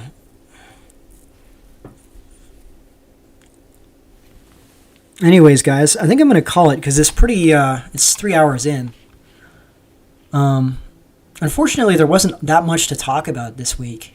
There was just some some zitter stuff. To be honest with you, as I said, I've been kind of depressed because I've just been getting fed post after post after post of just, I guess, well, if you were believing that it was propaganda, you would say it's demoralization slop, but I honestly can't say it is propaganda.